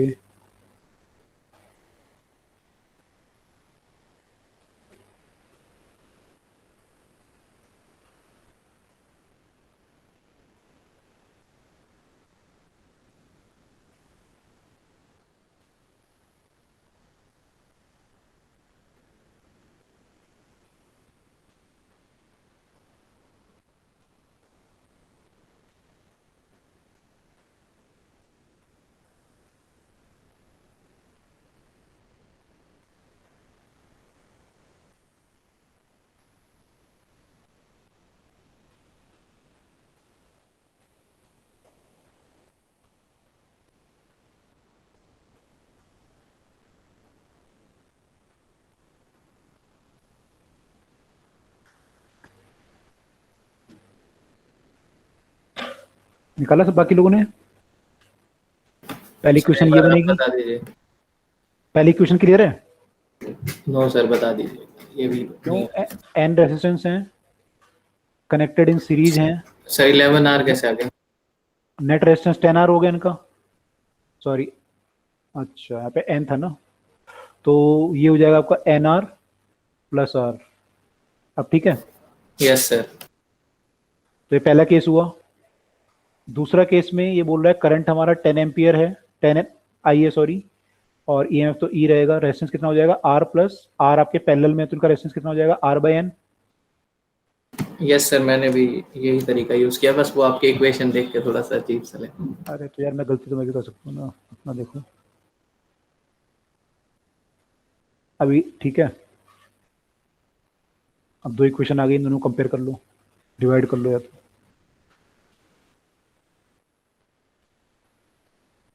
आई आपका इतना आया और 10 आई आपका इतना आया,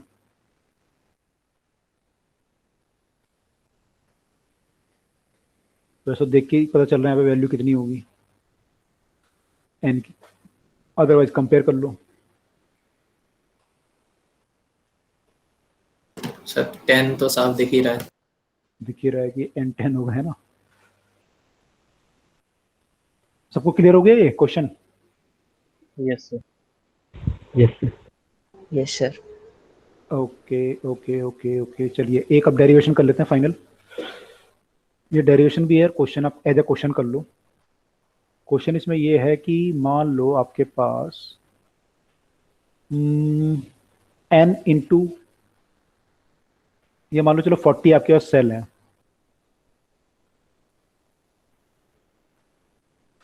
40 सेल्स हैं मान लो आपके पास, एंड ये मैं ऐसे करता हूँ, इसको n इंटू एम मान लेता हूँ, जैसे डेरिवेशन की फॉर्म में ले लेते हैं।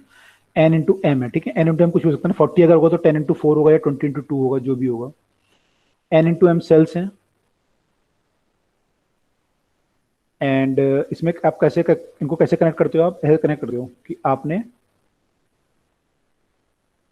सर ये n इंटू एम क्यों बोला, सीधा n ही बोल देते ना सर। बता दो क्यों बोल रहा हूँ मैं ऐसे। देखो इनमें मैंने सेल कनेक्ट किया 1 2 3 4 5 6 7 8 करते करते n सेल कनेक्ट कर दिए यहाँ पे एक सीरीज में, ठीक है। और ऐसे करके मैंने फिर ये अलग अलग सीरीजें बनाई, इनकी अपने इंटरनल रेजिस्टेंस भी होंगे, मैं लिख नहीं रहा अभी, दिखा नहीं रहा, लेकिन वो भी हैं।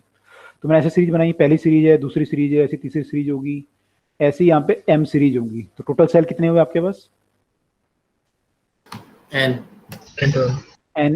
n इंटू एम हुए ना, मान लो m यस सीरीज सर, है, n इंटू एम हो गई। Yes sir.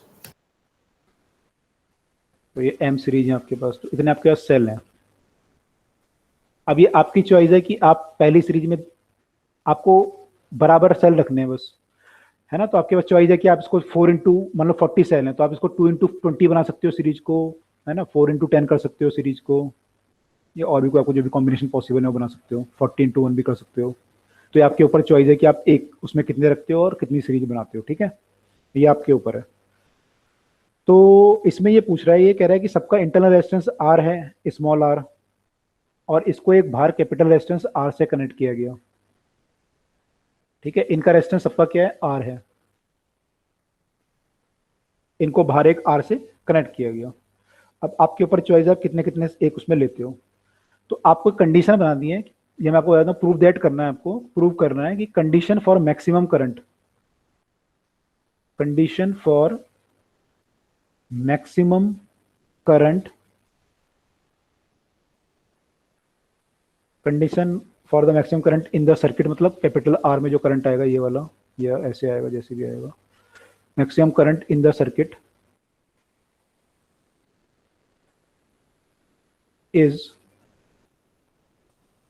R/N equal to R/M। जब ये कंडीशन फॉलो होगी तो करंट मैक्सिमम होगा, ये आपको प्रूव करना है।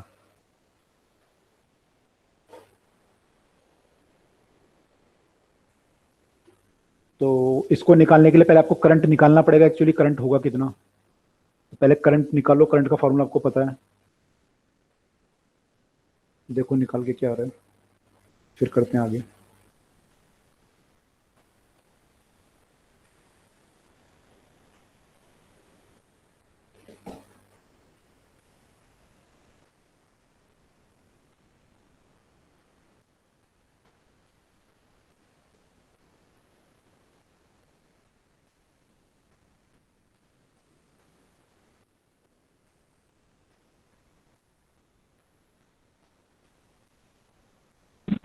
सर इसे मैक्सिमम पावर वाले कॉन्सेप्ट से कर सकते हैं।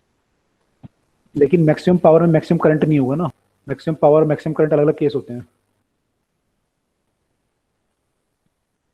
मैंने हो सकते हैं अलग अलग केस, तो देखना पड़ेगा। मैक्सिमम पावर वाले केस से करोगे तो क्या लिखोगे कि external resistance equal to internal resistance लगाना चाहते हो? यस सर, आ जाएगा उससे। करके देखो चलो।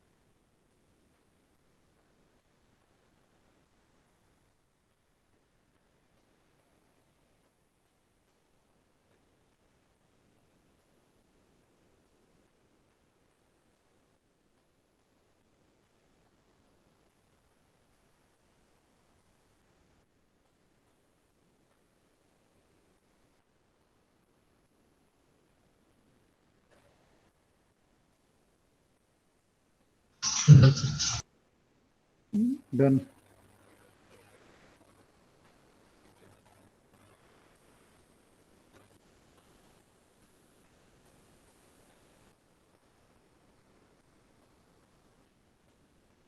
Done sir. Done okay.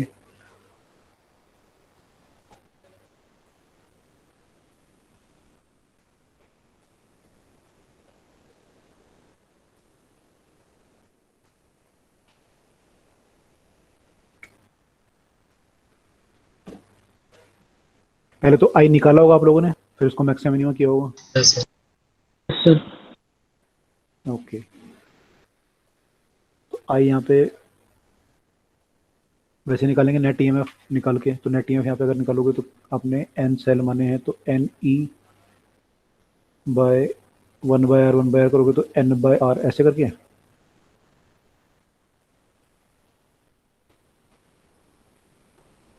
एक मिनट, एन आर आएगा यहाँ पे, मल्टीप्लाई करना पड़ेगा ना यहाँ। तो पहले तो आप एक सर्किट को सॉल्व करोगे तो एन ई उसका पोटेंशियल हो जाएगा, एन आर उसका रेसिस्टेंस हो जाएगा, फिर N E by N R ऐसे करते करते आपने सारे करे M times divided by 1/r। अब जो r आएगा आपका वो होगा 1/nr प्लस 1/nr। सही है।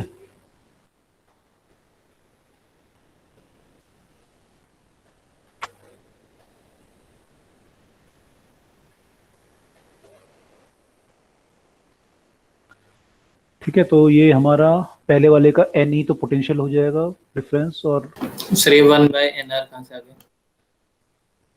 किसी भी एक ब्रांच का जो पोटेंशियल है वो एन ई है और रेसिस्टेंस एन आर है। तो आपका फॉर्मूला क्या बनता है, E1/R1 plus E2/R2 plus E3/R3। तो E1 की जगह पे एन ई आ जाएंगे सारे, और अपॉन R में एन आर आ जाएंगे। और जब 1/R1 plus 1/R2 plus 1/R3 लिखोगे वहाँ पे 1/nr ऐसे आ जाएंगे। ठीक है। Yes sir. सर तो इससे ई नेट ई निकलेगा ना? या ई निकलेगा, ई आई नहीं आया, ई आया अभी तो, ठीक है। ओके। तो ई हमारा जो आया वो आया n into M into E by N R divided by m by N R. तो ये कट गया यहाँ से m से m, इतना n ही आया क्या ये? तो नहीं आएगा क्योंकि एक एक निकालेंगे एक सीरीज का, उसका सेम ही होता है। क्योंकि यहाँ पे सब आइडेंटिकल है तो n ही आ रहा है, ठीक है। अब करंट निकालते हैं। पहले आर नेट निकाल लेते हैं। आर नेट निकाल लो, आर नेट निकाल लेते हैं। आर नेट आपका कितना हो जाएगा, सारे पैरेलल में लगे हुए हैं, NR by M। N R by M हो जाएगा। तो ये सर्किट हमारा ऐसा हो जाएगा कि एन ई और ये आपके हो गए एन आर बाय एम और कैपिटल आर, ऐसा बन गया सर्किट पूरा सॉल्व होके, ठीक है। ये समझ में आ रहा है सबको? Yes sir. सर ये NR/M कौन सा है? एन आर बाय एम ऐसे होगा कि जैसे आपके एक रेजिस्टेंस एन आर था, यस सर। दूसरा भी एन आर था, तो जब आपके एन आर पैरेलल में होते हैं तो कितना हो जाता है उनका, एन आर बाय 2 हो जाता है, 3 होते हैं तो एन आर बाय 3 हो जाता है ना। तो ये एम बार अगर पैरेलल में होंगे, ऐसे करोगे ना, 1 by N R plus 1 by N R plus 1 by N R M times, तो ये हो जाएगा M by N R, this is 1 by R actually, तो आर आपका एन आर बाय एम हो जाएगा। और सर ये N N R by M, एक लाइन का। ये तो ये आ गया ना यस इनका सर। रेजिस्टेंस नेट, ठीक है। तो और क्या डाउट है? सर ये NE। एन ई, ये तो एन ई तो यहाँ से आ गया था ना आपको जब हमने सर ई ये निकाला, तो हाँ ये ओके तो यहाँ से आ गया था, ये आर आपका है ही, तो आपका आई आ गया, आई निकालो डायरेक्ट ही। आई आपका आ गया N E divided by R plus N R by M, ये आपका आई आ गया। अब इसको आपको मैक्सिमम मिनिमम करना है,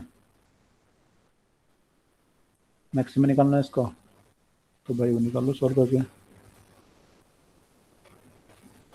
ठीक है। यहाँ पे क्या कांस्टेंट है, एन एम इज कांस्टेंट, आप पे नंबर ऑफ सेल कांस्टेंट है, मान लो 40 दिए हुए हैं आपको, दिस थिंग इज कांस्टेंट, तो वहां से आप सोच सकते हो कुछ की मैक्सिमम इनर कैसे निकलेगा। सॉरी सर इसमें जो E है वो भी तो कांस्टेंट है। ई भी कांस्टेंट है, हाँ ई भी कांस्टेंट है, हमें तो एक्चुअली वेरिएबल यहाँ पे हमारा एन और एम वेरिएबल है, एन एम का प्रोडक्ट इज कांस्टेंट, तो मैं ये कहना चाहता हूँ। है ना कि power is equal to VI होता है, तो V कांस्टेंट हो जाएगा, तो पावर मैक्सिमम होगी तो I भी मैक्सिमम होगा। पावर कंज्यूम, अगर बाहर वाले सर्किट में पावर मैक्सिमम है तो आई भी मैक्सिमम होगा, हाँ बोल सकते हो। तो सर फिर NR/M is equal to capital R हो जाएगा, उससे डायरेक्ट आ जाएगा।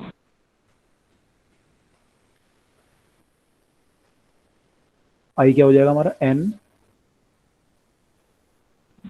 सर I नहीं सर, वो होता है ना हाँ। Internal resistance is equal to वो अच्छा। R वाला रेजिस्टेंस होता है। ओके, आप कह रहे हो N R by M equal to R हो जाएगा, तो उससे कंडीशन आ जाएगी डायरेक्ट यहाँ, ठीक है ठीक है ठीक है, वो भी सही है। तो चलो यहाँ पे ट्राई करते हैं, फिर हम अपने तरीके से ट्राई करते हैं फिर भी एक बार, है ना। तो आपका भी जो कंडीशन आ रही है उससे भी देख लेते हैं एक बार, इससे आ रहा है कि नहीं आ रहा, ये भी सही है आपका। तो यहाँ पे हमारा N M into E by M R plus N R आ रहा है, ठीक है। अब आपको मैक्सिमम करंट की कंडीशन निकालनी है, तो मैक्सिमम करंट मतलब इसके रिस्पेक्ट में डिफरेंशिएट कर देंगे। डिफरेंशिएट कर दो, इसके रिस्पेक्ट में D I by D M कर लो या D I by D N कर लो, उसे फिर जीरो पुट कर लो, ठीक है। तो वहां से सॉल्व करके आपकी कंडीशन आ जाएगी जो आपको रिक्वायर कंडीशन है, ठीक है जी।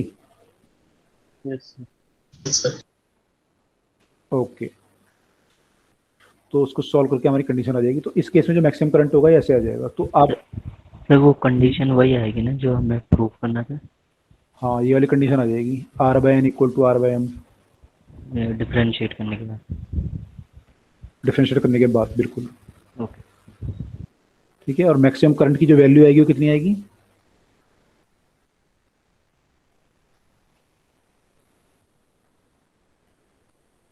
आई नेट की वैल्यू कितनी आएगी यहाँ पे, अगर आपका ये कंडीशन आ गया, क्या कंडीशन आया था, R by N equal to R by M आ गई कंडीशन, तो आई की वैल्यू कितनी आएगी बताओ। 2e/me/2r। me/2r। M E bye 2r आया होगा, 2 नीचे आ रहा होगा, ऐसे कुछ आ रहा होगा, है ना। तो ये हमारा मैक्सिमम करंट होगा। सर इस जो दूसरा तरीका लिखा है आपने, इससे ये कैसे होगा? इससे, इस वाले से नहीं सर, वो राइट साइड में लिखा है जो। ये तो इन्होंने बोला कि इंटरनल रेजिस्टेंस और एक्सटर्नल रेजिस्टेंस से बराबर होते हैं तो करंट मैक्सिमम होगा यहाँ पे, तो पावर कंज्यूम भी मैक्सिमम होगी। मैं पावर सर कंज्यूम मतलब होगी, सॉरी, वो मैक्सिमम पावर वाले थ्योरम से कर दिया। हाँ मैक्सिमम पावर थ्योरम लगा दी ना यहाँ पे इन्होंने, तो उससे इनका ये आ गया कि R by N equal to R by M, बोल सकते हो इस केस में, ठीक है। Yes sir. तो दोनों से आ रहा है हमारा, तो ये कंडीशन आ जाएगी यहाँ पे मैक्सिमम के लिए, तो दिस इज द थिंग। तो ठीक है, यहीं तक पढ़ते हैं आज, बाकी अगली क्लास में देखते हैं। सर हम कर सकते हैं ना इस तरीके से जो दूसरा वाला किया है हमने? दोनों से कर सकते हो, हाँ लगनी चाहिए यहाँ पे थ्योरम, बस मैक्सिमम पावर थ्योरम आपकी। अप्लाई तो हो गया सर। क्या हो गया सर मैक्सिमम पावर से अप्लाई तो कर सकते हैं। हाँ मैक्सिमम पावर थ्योरम अप्लाई कर सकते हो, मैंने कंडीशन देखनी पड़ेगी यहाँ पे। कंडीशन क्या है आपकी, जैसे यहाँ पे कंडीशन क्या है आपकी कि आपकी बैटरी का ईएमएफ भी चेंज हो रहा है, और यहाँ पे ईएमएफ भी चेंज हो रहा था ना एक्चुअली बैटरी का। अगर मान लो ईएमएफ भी चेंज हो रहा है बैटरी का, हम जो मैक्सिमम पावर थ्योरम लगाते हैं उसमें एक्चुअली हम क्या मानते हैं कि ईएमएफ हमारा सेम है और इंटरनल रेजिस्टेंस सेम है, और बाहर का रेजिस्टेंस हम चेंज करते हैं, फिर हम निकालते हैं कि किस कंडीशन में बाहर का रेजिस्टेंस कितना रखें कि हमारी मैक्सिमम पावर आए। तो इस केस में लेकिन आपका ईएमएफ सेम नहीं था, है ना। आपका ईएमएफ जो आप पे डिपेंड कर रहा था, आपने एन सीरीज में लिए या आपने कितने सीरीज में लिए, तो ईएमएफ यहाँ पे वेरी कर रहा था आपका, और इंटरनल रेजिस्टेंस भी वेरी कर रहा था, है ना। बस यहाँ पे हो क्या रहा था आपका कि ऐसा कुछ रेशो बन रहा था ये कि शायद वो एन के फैक्टर से डिपेंड नहीं कर रहा हो, लेकिन यहाँ पे वेरिएबल है, तो मैक्सिमम पावर थ्योरम यहाँ पे लगती ना या ना लगे, कोई जरूरी नहीं है कि लगेगी, बाई चांस यहाँ पे लग गई है मैक्सिमम पावर थ्योरम। अदरवाइज आपकी अगर ईएमएफ भी वेरी कर रहा है और रेजिस्टेंस भी वेरी कर रहा है तो फिर ये अलग ही चीज होगी ना। हमने जो ड्राइव किया इसके लिए ड्राइव किया था कि आपका एक चीज वेरी करे, मैंने आपका जो, या तो आपका भाई बाहर का रेजिस्टेंस फिक्स हो और ईएमएफ फिक्स हो, तो इंटरनल रेजिस्टेंस कितना होना चाहिए, तो इंटरनल रेजिस्टेंस एक्सटर्नल के बराबर होना चाहिए, तो यहाँ मैक्सिमम पावर आएगी। लेकिन यहाँ पे तो दो चीजें वेरी कर रही है, ये भी वेरी कर रहा है, ये भी वेरी कर रहा है, तो यहाँ बाई चांस जो है आ गया आंसर, अदरवाइज हमेशा नहीं आएगा। तो हमेशा मैक्सिमम पावर थ्योरम लगेगी नहीं, ऐसा सोचना, हमेशा लग जाएगी यहाँ पे, केस देखना पड़ेगा। यस सर कांस्टेंट है वो ईएमएफ?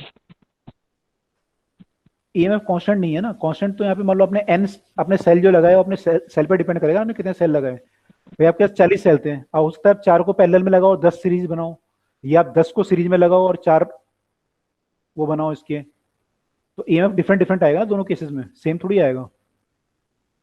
तो ईएमएफ आपका वेरी कर रहा है ना एक्चुअली, ये जो वैल्यू है ये वेरी कर रही है, एन ई है ना ये वैल्यू, ये एन पे डिपेंड करेगा आपने एन कितना माना है। सर लेकिन जिस टाइम हम एन को मान लेंगे कोई डिजिट, तो उस टाइम तो फिक्स हो जाएगा ना सर वो? पर्टिकुलर एक एन के लिए है, लेकिन आपका एन और एम दोनों वेरिएबल है ना भाई, आपका एक्स और वाई फिक्स है, एक्स इंटू वाई फिक्स है, ये आपका 40 है। पर सर जब हमें करना होगा तब तो गिवन होगी ना एन की वैल्यू, तो तब तो फिर नहीं ऐसे गिवन नहीं होगा, आपको दिया होगा कि आपको 40 सेल दे देंगे, बोलेंगे बताओ कितने कितने लगाऊं मैं सीरीज में और पैरेलल में। तो सर हमने मान लिया कि सर हमने 4 लगाए वो तो माना कि 4 लगाए, तो 4 आपने 4 के लिए आंसर निकाला ना कि 4 के लिए ये कंडीशन होनी चाहिए, लेकिन मान लो मैं 10 लगाता फिर क्या कंडीशन ये वाली होनी चाहिए थी सर? दोनों के लिए करके दिखा देंगे। अगर ऐसी मान लो 50 कंडीशन बन जाए, एक्स इंटू वाई मान लो ऐसा कुछ हो गया कि इसके कई सारे फैक्टर हो जाएं, फिर तब क्या करोगे? तो सर ये लंबे मेथड से करना पड़ेगा। मान लो ऐसा कुछ फैक्टर बन गया कि ऐसे कुछ है, तो इसके कई सारे फैक्टर पॉसिबल हैं, फिर तो आप फंस जाओगे। सर अगर एक को कांस्टेंट मान लिया तो फिर x को कांस्टेंट मान लिया तो y भी फिर कांस्टेंट लेना पड़ेगा, फिर तो y भी आपका फिक्स हो गया, तो आपने फिक्स केस मान लिया हो तो कई सारे पॉसिबल केसेस में से।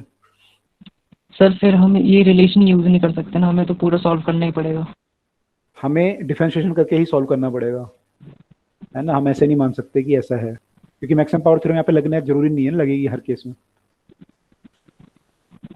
सर लेकिन अगर हमें 40 सेल्स दे रखी हैं और हम डिफरेंशिएट कर रहे हैं तो फिर उसमें एन और एम की जगह हम कौन कौन से वैल्यूज पुट करेंगे?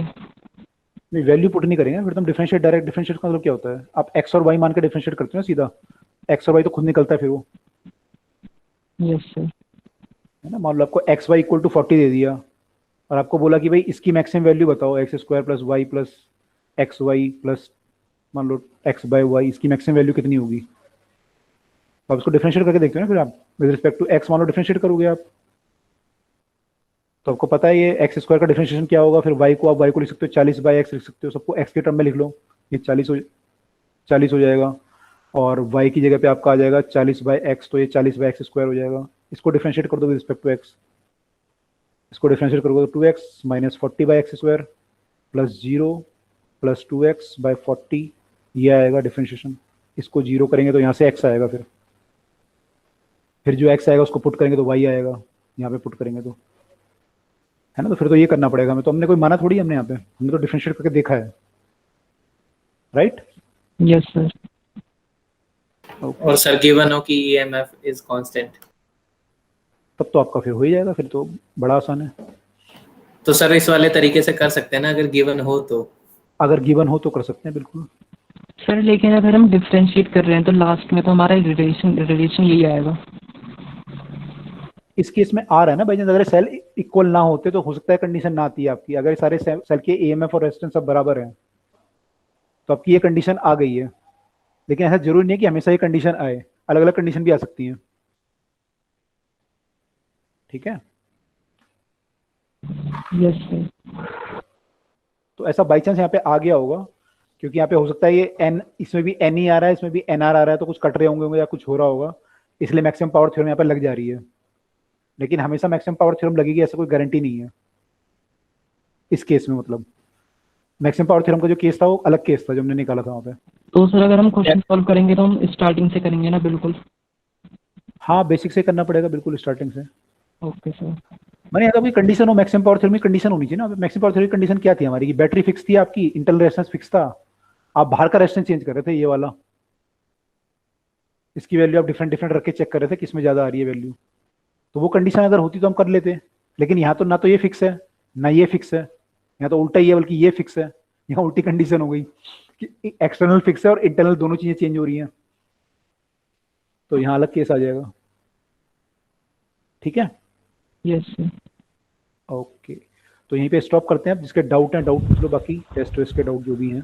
सर यहाँ पे सर मैंने तो वो आपको भेज ही दिए थे अपने, वो बता दीजिए। अच्छा हाँ, बाकी उसमें आंसर इसमें गलत दे रखा इसमें था किसी को टेस्ट डाउट में। पहले, इसमें किसी को डाउट पहले बताओ इस क्वेश्चन में। Yes sir. अभी भी हाँ बोलो।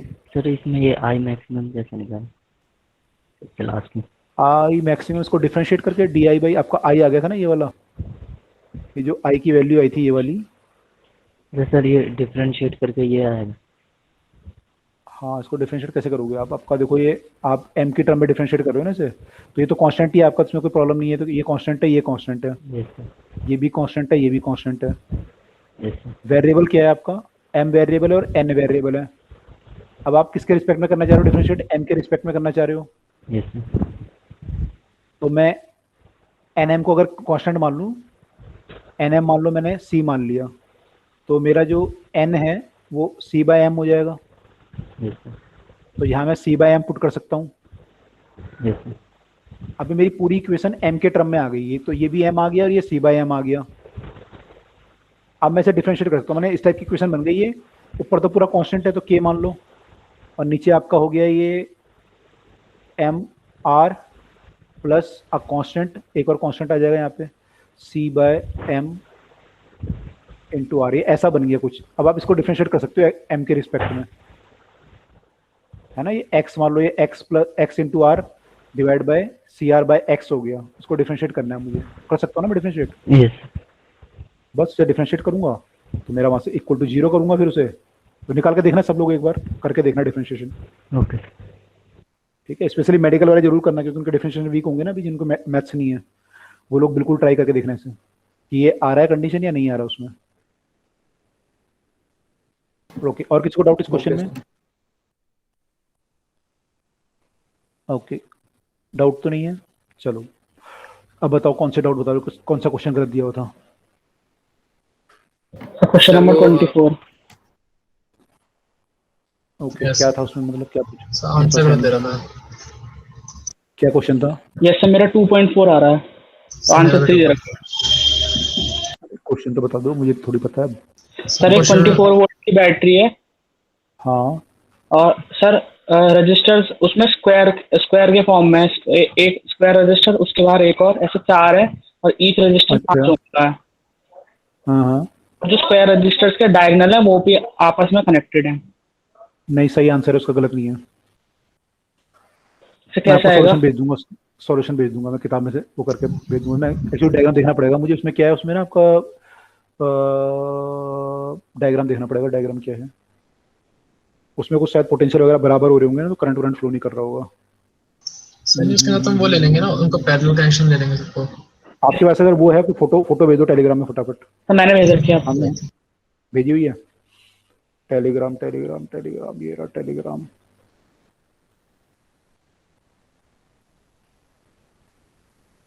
ये वाला बिल्कुल। हाँ इसमें देखो क्या होगा, इसमें ऐसे है, ये है ना,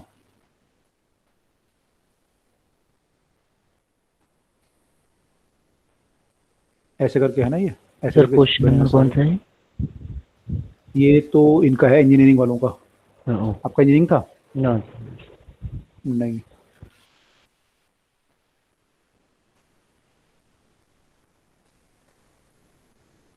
तो ये एक्चुअली ऐसे क्वेश्चन था ना, ये ऐसे था, और ऐसे फिर यहाँ पे भी सीरीज बनी थी, यहाँ पे भी बनी थी, चार चार।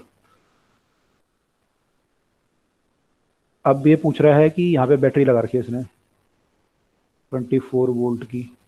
तो क्या ये जो रेस्ट कैसे किया आपने, बताओ। मान लो पॉइंट मान लेता हूँ ABCD। अब क्या किया आपने? सर जो वायर होगी उसका तो कोई पोटेंशियल होगा नहीं, तो अगर हम मान रेजिस्टेंस लेते नहीं हैं होगा। कि यस सर, तो उसके अक्रॉस हम्म, पोटेंशियल डिफरेंस, तो अगर मान लेते हाँ हैं जो पॉजिटिव बैटरी है उसके वहां से 24 वोल्ट है और इधर की साइड में 0 वोल्ट है, ठीक है। तो सी पे पोटेंशियल 24 वोल्ट होना चाहिए, हम्म, और डी पे भी 0 वोल्ट होना चाहिए। हम्म, अब इसके बीच में जो वायर लगी है डायगोनल के क्रॉस, उस उसके क्रॉस पोटेंशियल डिफरेंस तो 0 ही होगा, तो उसमें सब हम्म, हर जगह पोटेंशियल डिफरेंस 24 होना चाहिए। सेम हम यहाँ भी ठीक कह है। सकते हैं कि इधर की साइड में 0 होना चाहिए। मतलब जो ये ठीक है। नीचे वाले 4 रजिस्टर है, ये 24 हम्म, और 0 वोल्ट के बीच में है, और ठीक है। इनके अक्रॉस पोटेंशियल सेम है, मतलब ये पैरेलल में है। ठीक है। ऐसे ही हम AC AB और BD वाले पार्ट को भी प्रूव कर सकते हैं। ये सब पैरेलल में है। इनकी बंचिंग यस कर सर, देंगे। Yes sir. तो ये एक्चुअली आपका ऐसे बन जाएगा ना सर्किट की, ये सर्किट, ये पैरेलल पैरेलल पैरेलल पैरेलल, ये एक साथ मिल जाएंगे। हाँ इनको मिक्स यस कर देंगे ऐसे, सर, बंच कर यस सर, देंगे। 5/4 हो जाएंगे सर। ऐसे हो जाएगा।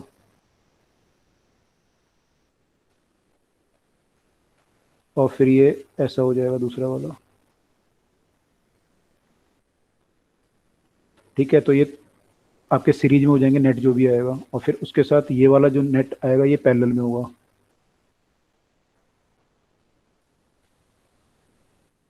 ऐसे बनेगा ना ये। यस। तो इसका रेजिस्टेंस जो है, 3R/4 हो जाएगा। रेजिस्टेंस कितना था, 5 वाट लिखा हुआ है, 5 ओम होना चाहिए ना मेरे ख्याल से। जैसे कैपिटल ओमेगा लिखा होगा, हाँ वो 5, अच्छा तो ओम 5 को ओम मान ओमेगा लेते हैं। लिखा है ना इसका। ओके 5 ओम अगर ये होगा तो ये 5/4 हो जाएगा। ये भी 5/4, ये भी 5/4, और ये भी 5/4। अब ये तीनों सीरीज में है, तो ये 15/4 हो गए सीरीज में, और नीचे 5/4, ये पैरेलल में हो गए आपस में। सर पूछा क्या है इसमें? तो सर ऊपर डायरेक्ट करंट निकाल लेंगे और फिर करंट को 4 से डिवाइड कर देंगे। एक मिनट, करंट किसमें पूछा इसने? AB में पूछा है। Yes sir. AB मतलब इसमें। तो करंट यहाँ पे जो आएगा, आप इसमें करंट डायरेक्ट निकालना चाहते हो, ठीक है, डायरेक्ट करंट अगर निकालेंगे तो कितना करंट आएगा यहाँ पे, 24 डिवाइड बाय 15/4। ये करंट आएगा इसमें I, तो 96/15 आएगा। ये करंट आया, इसको फिर 4 से डिवाइड करना पड़ेगा, यहाँ पे जो करंट आएगा 4 पार्ट में डिवाइड हो जाएगा, तो 96/15 इंटू 15 आ जाएगा। 4, ओके, यहाँ पे लिखा था 25/x, बैटरी आपकी 24 सर वोल्ट यहाँ की पे है। 2.4 आ रहा है। हाँ हाँ हाँ हाँ हाँ, एक्स की वैल्यू कितनी दी हुई थी वहाँ पे 3। आंसर में? 3 दे रखी है। 75 बता रहे हैं यहाँ पे हैं। चलो मैं चेक कर लेता हूँ फिर तो एक बार, हो सकता है कुछ मिस्टेक हो गई हो कहीं पे, कोई मिस्टेक हो गई है तो। ठीक है, तरीका तो सही है। ठीक है, और क्या डाउट है? सर एक क्वेश्चन है, क्वेश्चन नंबर 7, उसमें शायद आंसर गलत दे रखा है। उसमें है कि एक रजिस्टर है, उसमें 3 ऑरेंज बैंड है, तो उसमें मैक्सिमम वैल्यू ऑफ रेजिस्टेंस कितनी होगी? मैक्सिमम वैल्यू पूछी है। ऑरेंज ऑरेंज ऑरेंज ऑरेंज का कितना होता है? 3 होता है, 33 3 किलो। 33 kilo ohm. तो सर 39 पॉइंट कुछ आ रहा था सर इसका।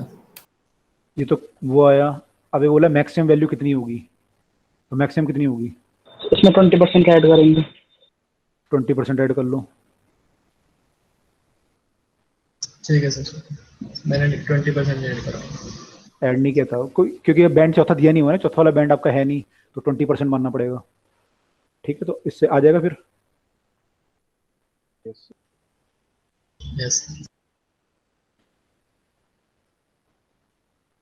मेडिकल वालों का भी था क्वेश्चन? Yes sir.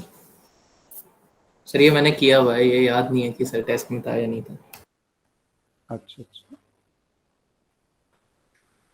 ठीक है, और बताओ, और क्या डाउट है? सर बाकी तो मैंने आपको भेज दिए हैं सर, मेरे जो है। हाँ, तुम्हारे तो देखने पड़ेंगे। बाकी तो होगा तो सर। बाकी हो गए थे। ओके, चलो ठीक है, तो मैं इसको चेक करके बताता हूँ आपको ये वाला। हाँ बताओ, क्या आप पूछ रहे हो? सर मेरे भी डाउट है, तो मैं भेज दूँ या फिर आप यहीं बता दूँ? बताओ, पूछ लो, अगर कितने ज़्यादा है कम है? सर है थोड़े बहुत 3-4। 3-4 है, आप मैसेज कर दो मुझे, टेलीग्राम पे कर दो। टेलीग्राम पे। हाँ, टेलीग्राम पे सर भेज एक दो। अलग से डाउट क्लास ओके। ही लगवा दीजिए ना सर, इस चैप्टर की है तो सारे डाउट उसमें पूछ लेंगे हम। डाउट क्लास, चलो डाउट क्लास लगा देंगे।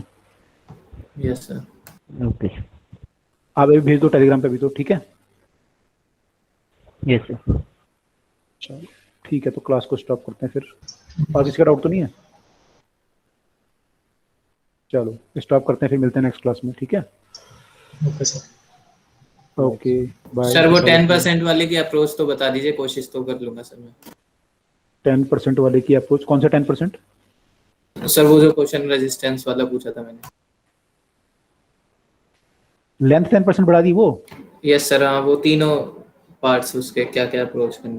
अरे यार, उसमें क्या है, देखो आर आपका रो एल बाई ए होता है,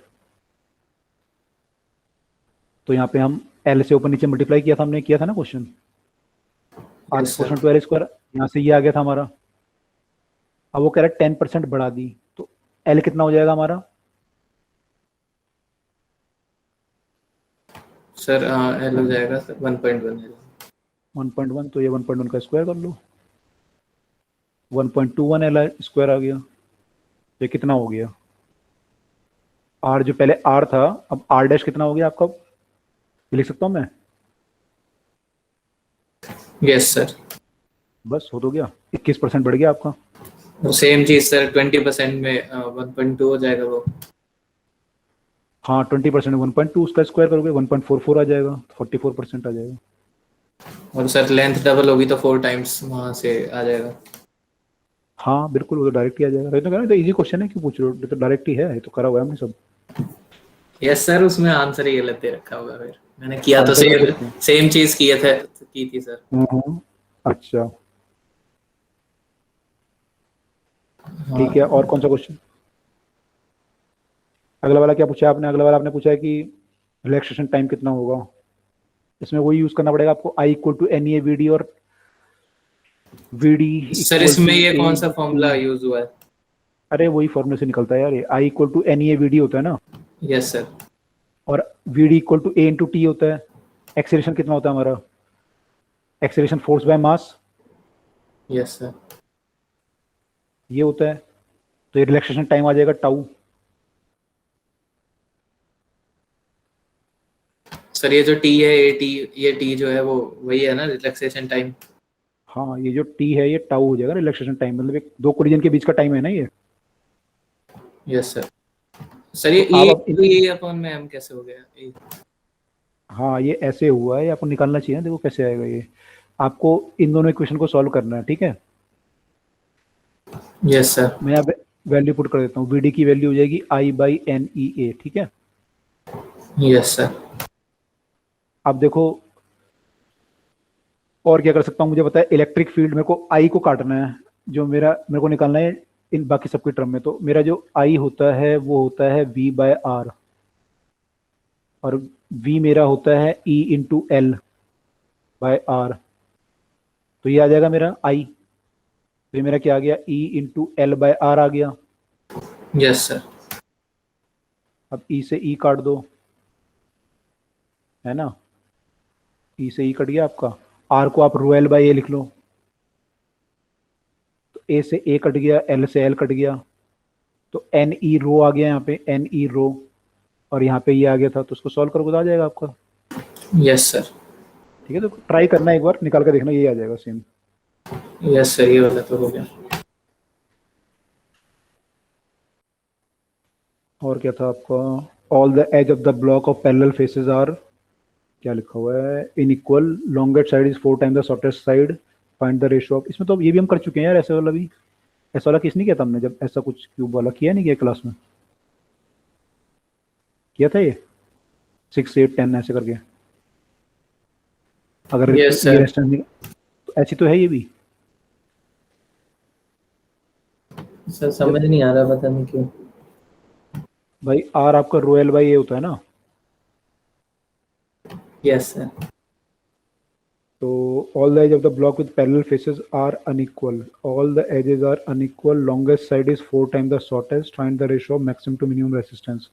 सारी अनइक्वल है, लेकिन ये नहीं दी कौन कितनी है, वैसे दिया है कि शॉर्टेस्ट वाली जो है वो लॉन्गेस्ट वाली 2 टाइम्स है, तो ये 2L है मान लो, ये L है, अब बाकी कुछ और होगी, उसको मान लो B मान लो, है ना। सर ऐसे 4 है, टाइम्स है। 4 टाइम है, 4 कर लो, 4 टाइम कर लो, ठीक है। अब आपको बोला है कि मैक्सिमम और मिनिमम रेजिस्टेंस बताओ, तो आपको पहले देखना पड़ेगा मैक्सिमम मिनिमम होगा किसके बीच में। तो मैक्सिमम रेजिस्टेंस होने के लिए एरिया कम होना चाहिए और L ज़्यादा होना चाहिए, तो 4L अगर यहाँ पे हो तो ये ज़्यादा हो जाएगा, एरिया कम होना चाहिए तो एरिया ऐसे कम होगा, ये L और B होगा, तो ये वाला रेजिस्टेंस मेरा मिनिमम होगा इनके, सॉरी मैक्सिमम होगा इनके बीच में, ठीक है। कैसे सर? भाई आपका इस केस में L मैक्सिमम है, इससे ज़्यादा L हो सकता है किसी केस में? No sir. नहीं हो सकता, क्योंकि L हमारा ये है, ठीक है। अच्छा, एरिया मेरा इससे कम हो सकता है, L इंटू बी से कम एरिया हो सकता है कोई? No sir. मैं कोई भी एरिया लूंगा तो 4L इंटू बी आएगा या 4L इंटू यस L आएगा, सर, सबसे ज्यादा इससे है। कम नहीं होगा। तो यानी रेजिस्टेंस इस केस में हमारा, एरिया हमारा सबसे कम है इस केस में और लेंथ सबसे ज्यादा है, तो यहाँ पे रेजिस्टेंस मैक्सिमम आएगा, है ना। Yes sir. और तो कितना आएगा वैल्यू, अगर निकालोगे कितनी आएगी, रो L की जगह क्या आ जाएगा, 4L बाय एरिया, ये आ गया रेजिस्टेंस। Yes sir. ऐसे मिनिमम वाला केस निकालो कि मिनिमम केस कौन सा होगा, उस केस का रेजिस्टेंस निकालो, फिर दोनों को डिवाइड कर लो, ठीक। सर जहाँ लेंथ मिनिमम हो और एरिया मैक्सिमम। हाँ, लेंथ मिनिमम और एरिया मैक्सिमम, तो लेंथ मिनिमम कौन सी होगी, आपकी वाली लेंथ मिनिमम होगी, यस सर। क्योंकि इसने ये बोला ना मिनिमम मैक्सिमम 4 गुना आपने मानी, तो उसको यानी मिनिमम माना आपने, उसको मैक्सिमम माना है। तो सर बी हो जाएगी हमारी, तो सर ये एल ये हो हो जाएगी जाएगा, लेंथ और एरिया हो जाएगा 4L इंटू में बी। बिल्कुल, तो वहां से रेजिस्टेंस आ जाएगा। यस सर, क्लियर हो गया ये। ठीक है, और सर ये इसके अगला वाला जो है वो तो प्रीवियस ईयर का क्वेश्चन है, ये भी नहीं हो रहा। प्रीवियस ईयर का क्वेश्चन कौन से वाला है, the resistance of the wire are R ohm, ये वाला। Yes sir. अभी तो बताया था ये, एन टाइम अगर स्ट्रेच करोगे तो, ये नहीं बताया अभी। इसको अगर लेंथ को NL कर दोगे तो कितना हो जाएगा रेजिस्टेंस, N² L² नहीं हो जाएगा? यस सर, हो जाएगा। हाँ ये तो हो तो गया, और क्या चाहिए। यस सर, ये क्लियर हो गया सर। अगला वाला भी, अगले वाले में तो सर बिल्कुल समझ नहीं आया, बाकी तो अटेम्प्ट भी किए। अगला वाला है कि drift velocity of the electron in a silver metal is of length 2 metre cross section area. इसमें कुछ नहीं है यार, ये सब डाटा दे रखा है खूब सारा। सर डेंसिटी का क्या काम है सर इधर? एन वगैरह निकालना होगा, नंबर ऑफ इलेक्ट्रॉन कैसे निकालोगे? तो सर ये जो डेंसिटी दी है यही नंबर ऑफ इलेक्ट्रॉन्स हो जाएंगे? नहीं, ये थोड़ी होंगे, आपको देखने पड़ेंगे कि सिल्वर है ना ये। सर एक केस मैंने देखा था, एक क्वेश्चन में सर यही ले लिए थे, उसमें नंबर ऑफ इलेक्ट्रॉन्स नहीं, डेंसिटी हुई। ऐसे नहीं होगा, ऐसा होगा ही नहीं। दिखाना क्वेश्चन अब कौन सा है। Yes sir. ऐसा नहीं होगा, उसमें कुछ और किया होगा उन्होंने। ड्रिफ्ट वेलोसिटी देखो, आपका I इक्वल टू NeAVD होता है, ठीक है। Yes sir. तो ये बोल रहा है कि ड्रिफ्ट वेलोसिटी इसने दे रखी है आपको ऑलरेडी क्वेश्चन में। करंट भी दे रखा है 5 एम्पियर। एटॉमिक वेट अब आपको ये पता है, E आपको पता है, आपको निकालना क्या है? Atomic weight of the silver आपको दे रखा है, डेंसिटी दे रखी है, चार्ज ऑफ द इलेक्ट्रॉन दे रखा है, अवेलेबल कांस्टेंट दे रखा है। निकालना क्या है इसमें? What is the drift velocity? अच्छा, ड्रिफ्ट वेलोसिटी निकालनी है इसमें। लेंथ दे रखी है आपको वायर की, ये निकालनी है आपको। लेंथ दी हुई है, लेंथ दी हुई है, क्रॉस सेक्शन एरिया दिया हुआ है, ये दिया हुआ है, और एटॉमिक वेट ऑफ सिल्वर दिया हुआ है। सर मतलब एन की वैल्यू एक बार आ गई तो फिर आ जाएगा? एन की वैल्यू आ गई तो आ जाएगा। तो एन की वैल्यू कैसे निकालोगे आप? पहले नंबर ऑफ एटम निकाल लो, number of atom per unit volume, ये निकालना है आपको एक्चुअली, है ना। एक सिल्वर में कितना वो होगा? एक सिल्वर में ख्याल से एक इलेक्ट्रॉन होता होगा, free electron. Sir valence electron बताना है? वैलेंस इलेक्ट्रॉन एक ही होता होगा मेरे ख्याल यस से। सर, एक ही। तो एक होता है तो बराबर ही आएगा, जितने फ्री एटम होंगे उतने इलेक्ट्रॉन होंगे फ्री। तो आपको number of atom per unit volume निकालना है, यस है सर। ना। वही आपका नंबर ऑफ इलेक्ट्रॉन पर यूनिट वॉल्यूम हो जाएगा, ठीक है। अब ये कैसे निकालोगे? Number of atom per unit volume, number of atom मतलब वॉल्यूम आपको निकालना है। तो ऐसे कर सकते हो कि मान लो मैं मास ले लूं, अगर मेरा एटम जो होंगे, नंबर ऑफ एटम होंगे मेरे number of mole into Avogadro number के बराबर, ठीक है। और नंबर ऑफ मोल कितने होंगे वहां पे मेरे? नंबर ऑफ मोल मेरे जो होंगे वो होंगे मास बाय मोलर मास। अगर मैं ये निकाल लूं, mass by molar mass divide by this, तो यहां से मेरा आ जाएगा, ठीक है। Yes sir. इसको मैं ये लिख सकता हूं फिर। और मास बाय वॉल्यूम क्या होता है? डेंसिटी होता है। तो ये density into Avogadro number into upon में ये आ गया। ये क्या लिखा था हमने यहाँ पे? N by V N by V, तो ये मोलर मास, सॉरी ये मोलर मास हो जाता ना आपका, तो मोलर मास आ जाएगा यहाँ पे। तो density into Avogadro number divide by molar mass करेंगे तो हमारे नंबर ऑफ फ्री एटम या नंबर ऑफ इलेक्ट्रॉन आ जाएंगे। Okay sir. सर इन्होंने वैल्यू तो दे रखी है एवोगाड्रो नंबर की सर, अलग ही वैल्यू दे रखी है। तो सर या तो वैल्यू में मिसप्रिंट है सर, 23 की जगह 26 दे रखा है, और सर इन्होंने ली 23 ही है। 23 ले लो फिर, हाँ गलत होगा, अवोगाड्रो नंबर की वैल्यू तो चेंज नहीं होगी ना। यस सर, अगर गिवन है तो फिर हमें तो वही लेनी पड़ेगी ना। हाँ वैसे वही लेनी चाहिए, लेकिन अब जो उन्होंने 23 लिया तो आप ले लो 23।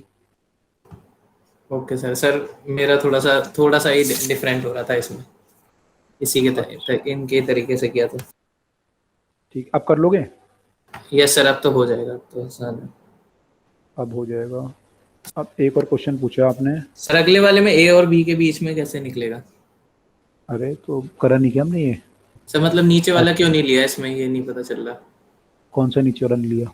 सर 50 ओम जो दे रखा है नीचे। लेंगे, लिया नहीं क्या उन्होंने? नहीं लिया सर सीधे। भाई ये 20 है, ये 30 है, तो 50, ये 50 हो गया। Yes sir. और ये भी 50 हो गया। अब दोनों पैरेलल में हैं तो नेट कितना हो जाएगा? सर ये नेट हो जाएगा, ऐसा हो जाएगा ना सर्किट आपका। Yes sir. तो कितना हो जाएगा नेट?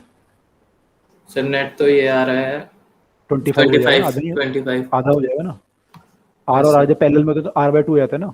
यस सर 25 आ रहा है तो यही तो आएगा आंसर, और क्या आएगा? सर। इसमें 50 गिवन है आंसर। गलत कर, अरे यार पता नहीं क्या कर दिया उन्होंने। बाकी में डीसी पांडे है क्या ये?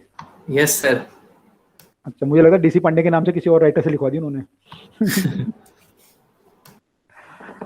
सर इसीलिए तो मैंने पूछा, क्योंकि मैंने सर इसमें पैरेलल में भी कर दिया था बाद में, अच्छा अच्छा, पर इसमें सर दिया नहीं है आंसर में, वही दे रखा है 50।